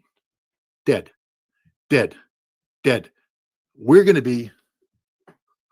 Are those Russians? Should we shoot? Dead. They already killed us because they saw us. The Russians know how to kill. We don't, and neither does Europe. And that's going to be the fatal first part of our total collapse, because we're going to go into the initial battle, the meeting engagement, which is a very confused battle, and the Russians are going to see us and kill us, and we're going to get outflanked, and we're going to be running. Then what's going to happen is we can't sustain it because we used up all our gas, used up all our ammunition. Our troops are going to go, I don't have this, I don't have that. Next thing you know, we run Battle of the Bulge type scenarios where entire American brigades are just surrendering because they can't continue the fight. Do we really want to see 5,000 Americans with their hands over their head being marched to the streets? Because that's the future. Well, there's one other thing I think you'll see first, and that is something happened with Keir Starmer. Oh, we're going to send this, we're going to send that. Oh, we're going to go get the Russians. Boy, they're going to get it now. And then it came out in a number of very large, widely distributed English papers. People from the military were coming out saying, that's just political talk. We ain't got that. Yeah. We can't send that. And the Macrons and the Starmers and the Meritzes will do all of this stuff. But if they push it to that point, well, that's it then. If the Russians think they're going to take Donetsk and go to the river, they're going to move on Kiev, that's it. We're coming in. And they'll say, guys, and their military leaders will say, well, I don't know what you mean by we, pal, but I ain't got 5,000 troops armed that I can send you. So the we coming in stuff sounds great. You better go to the negotiating table, because when you call your generals and say, I've made the decision, the generals are going to say, I wish I could help you. I got nothing. We got literally, we're using broomsticks, guys. They're painted black. That's great for what the things we're doing. I don't have it. And I think in the background, they already know it. But we saw that when the pitch fever got too hot, the military people came out and said, and I think that's ultimately where you get to, because the military people ain't going to send a couple thousand people to die on day one. Look at the polls. I mean, their government was like, we're going to fight the Russians. I mean, they were getting all Winston Churchill on you, Sikorsky. We're going to fight them. We can do this. We're mobilizing. And then it got to a fever pitch where people actually thought the Poles might be going into Western Ukraine. And the military came out and said, we run out of ammo in 14 days. And they went, oh, we're not going to fight you. No, everything's cool. It's all cool. Don't worry about it. We run out of ammo in 14 days. And that doesn't take into account. That's doing, peacetime calculations, rate of fire, No, you run out of ammo in about 5 days, because first of all, you're going to war. that means that your line of communication is vulnerable. So the ammo that you're sending to the front gets hit, interdicted. As you create ammo dumps at the front, the Russians detect it, they hit it, they blow it up. So 60% of your ammo is going to be taken out before it even gets there. And then before units can fire, they fire one round, the Russian counter battery comes in. Oh no, you run out of ammo in 3 to 5 days because everybody's dead. That's the reality. See, the Russians have already solved this problem. The Russians have already built the tactics. Remember, we gave the Ukrainians HIMARS. HIMARS was our secret weapon. HIMARS is our thing where we can reach out and hit precision strike, take out command and control posts, do all this stuff. The Russians are like, thank you. We got them. We can jam them. We can shoot them down. And just to make sure that if they do get through, we've broken up. Instead of coming in and doing the big ammo dump like they did early on in the war, and next thing you know, HIMARS or attack comes in, get this big explosion. They go, shoot, we have to stop our offensive while we bring up more ammo. The Russians are like, no, disperse the ammo, bring it in, penny packets. We only bring in enough ammo to support the limited scale operation. That way we don't give the enemy a target. We dilute the target deck for the enemy. So even if they do get through our defenses, they don't end up taking out, too much things of value. The Russians have already figured this out. Their whole way of fighting war is designed to minimize their casualties, maximize your casualties. And we're coming in still using Cold War era tactics. I mean, we actually think we're going to put 52 tanks in a battalion online and do a tank assault. And I'm telling you, those tanks won't even get off the line of march before the drones start popping them. And then you put 52 online. It's a field day. None of them will reach the first. Look at what happened with the Ukrainian summer offensive. Look at that famous photograph where you got the Bradleys and the Abrams sort of jammed up in there because the Russians just went, thank you, target-rich environment. It doesn't work that way anymore. We're operating off of tactics that are no longer viable on a modern battlefield. Yeah, I think you're right. I don't know.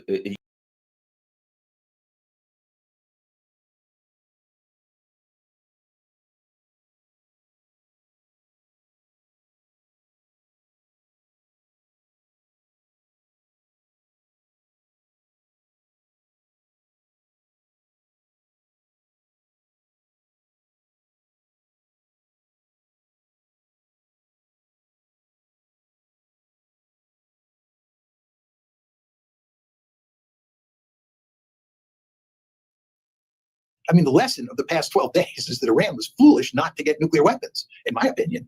And the lesson now is to go out and get nuclear weapons, because if you had nuclear weapons, the Israelis and the Americans would not attack you.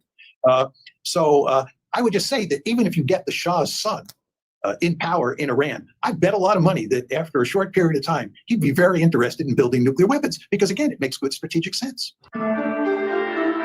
So it turns out Israel's war on Iran has backfired on Israel in a big way. Not only have the cities been decimated, Tel Aviv took a lot of hits, and so did Haifa. We saw the video I just dropped today about the mayor of Haifa.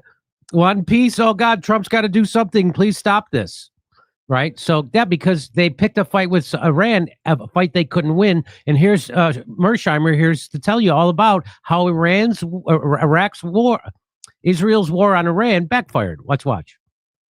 All the evidence, Glenn, is that the bombing campaign by Israel against Iran, which started, of course, on June 13th, has had exactly the opposite effect in terms of the leadership of Iran. The hardliners have taken over. The Revolutionary Guards are in control more than they ever were. The Ayatollah Khamenei has been weakened because he's been forced to basically go into hiding, and he's not in a position where he can command the country in any meaningful way. And furthermore, all the evidence is that the people are rallying around the flag. And we have a rich history of this happening every time a country launches a bombing campaign against another country for the purposes of regime change. We have a rich historical record here, and there is not a single instance, I want to emphasize, not a single instance where bombing from the air alone has caused regime change. And all the evidence is that it causes a rally around the flag. effect. So the idea that the Israelis are going to cause regime change with their air campaign is not a serious argument. And if you look at what's happened over the past 12 days, it has not turned out that the country is on the verge of regime change. If anything, the regime is in a better situation today than it was on June 12th, the day before the campaign started. So this is a failure. So it was a failure because the goal of Israel was regime change. They knew that they weren't making a nuclear bomb. They knew that. And Trump hit their nuclear facilities. But what they really wanted was regime change. And exactly what he says, whenever you bomb a country, the people rally around their own country. And now you have the hardliners are now more in control because of this. So just like what, Kurt? They were losing control briefly because everybody was sick Yes. of the Ayatollah. But because a big evil monster called America and its little buddy, best friend Israel, are bearing down on them, blowing them up, starving them, they're all rallying together. Isn't that something? Who would have thought? Who would have thought? It's almost like how Israelis hate Netanyahu, but yet rallied around him. I don't think it's a failure at all. I think Israel wants them to hate them because they want this war sooner or later. So no, it's a success because keep in mind the ultimate energy source, not oil, not natural gas for Israel, is anti-Semitism. That's right. So they drill baby drill for that sweet anti-Semitism that keeps Israel going. So you can't be a victor and a victim, right? So Theodore Herzl said it. Theodore Herzl, the founder, he goes, as anti-Semitism gets bigger, I grow, meaning he wanted it. So the real money is in losing in the donations game and all the stupid blind Americans who fork it over to them. So there you go. So that's how the Israel attack on Iran actually backfired. It made the hardliners more in control. It made people rally around the flag of Iran, and people are disenchanted with the Ayatollah. They are disenchanted with their government. Well, this had the exact opposite effect. Just like how people hated George Bush, and then there was the 9/11 attacks, and people rallied. George Bush approval rating went up to like 80%. Remember that? It's the exact same thing. It's the exact same. Wanted to hug him. That's right. And let's keep in mind the reason why Benjamin Netanyahu is doing these wars. He's doing a war in Yemen. He's doing a war on Gaza. He's doing a war in Lebanon. He's still bombing Syria while occupying it. And he started a war with Iran. This is the one guy. So the problem there, just as Erdogan and Turkey said, the problem is Benjamin Netanyahu and Israel. The problem isn't Iran. The problem isn't Syria, Libya, Iraq. It isn't. It's Israel, as we've told you. And so, again, it's good. It's backfired. It's backfired on them. And here's Mershaw, I'm going to talk. So now here's the irony, Kurt, that if they did have a nuclear bomb, this war would have never happened. And here's Mershaw. Dude, I didn't even think of that. That's really funny. If they'd had a nuke, we could have prevented this. We could have prevented this war. So here, let's and it hurt Israel. This war hurt Israel. As I'm going to show you a Steve Bannon video in the next segment. Steve Bannon said that Trump had to come in and save Israel. Okay, so let's watch this. Because one of the concerns I have is that although this part of the war for the moment has ended, meaning there's no more planes flying or missiles flying over Iran and killing people and destroying things, I can't believe that regime change is not still very much in the minds of many, many people in Washington and Tel Aviv. President Trump today said he didn't want regime change. He thinks the chaos that it would cause would be nowhere near worth the price. But you certainly have the U.S. and Israel funding various factions. You have the MEK, other factions that are loyal to the Mossad or to the CIA or the MI6 that. And I guess my question to you is, compared to Libya, are those significant? Are they, those kinds of militias and proxies, capable of fighting a meaningful ground war to bring about regime change if they also have the air cover from Israel and the U.S.? Well, the fact is that they have not been able to do it up to now. And after what's happened over the past 12 days, the regime has every incentive to crack down on those groups and make sure that they can't cause any trouble. Now, can I say with 100% certainty that there won't be an uprising in 6 months or 12 months? No, I can't. It's very hard to say how this plays out over time inside of Iran. So the idea is They wanted regime change. You can't get a regime change war just by bombing alone. It doesn't work, right? You have to have ground forces. That's why the United States had to actually send ground forces into Iraq. They couldn't just bomb them.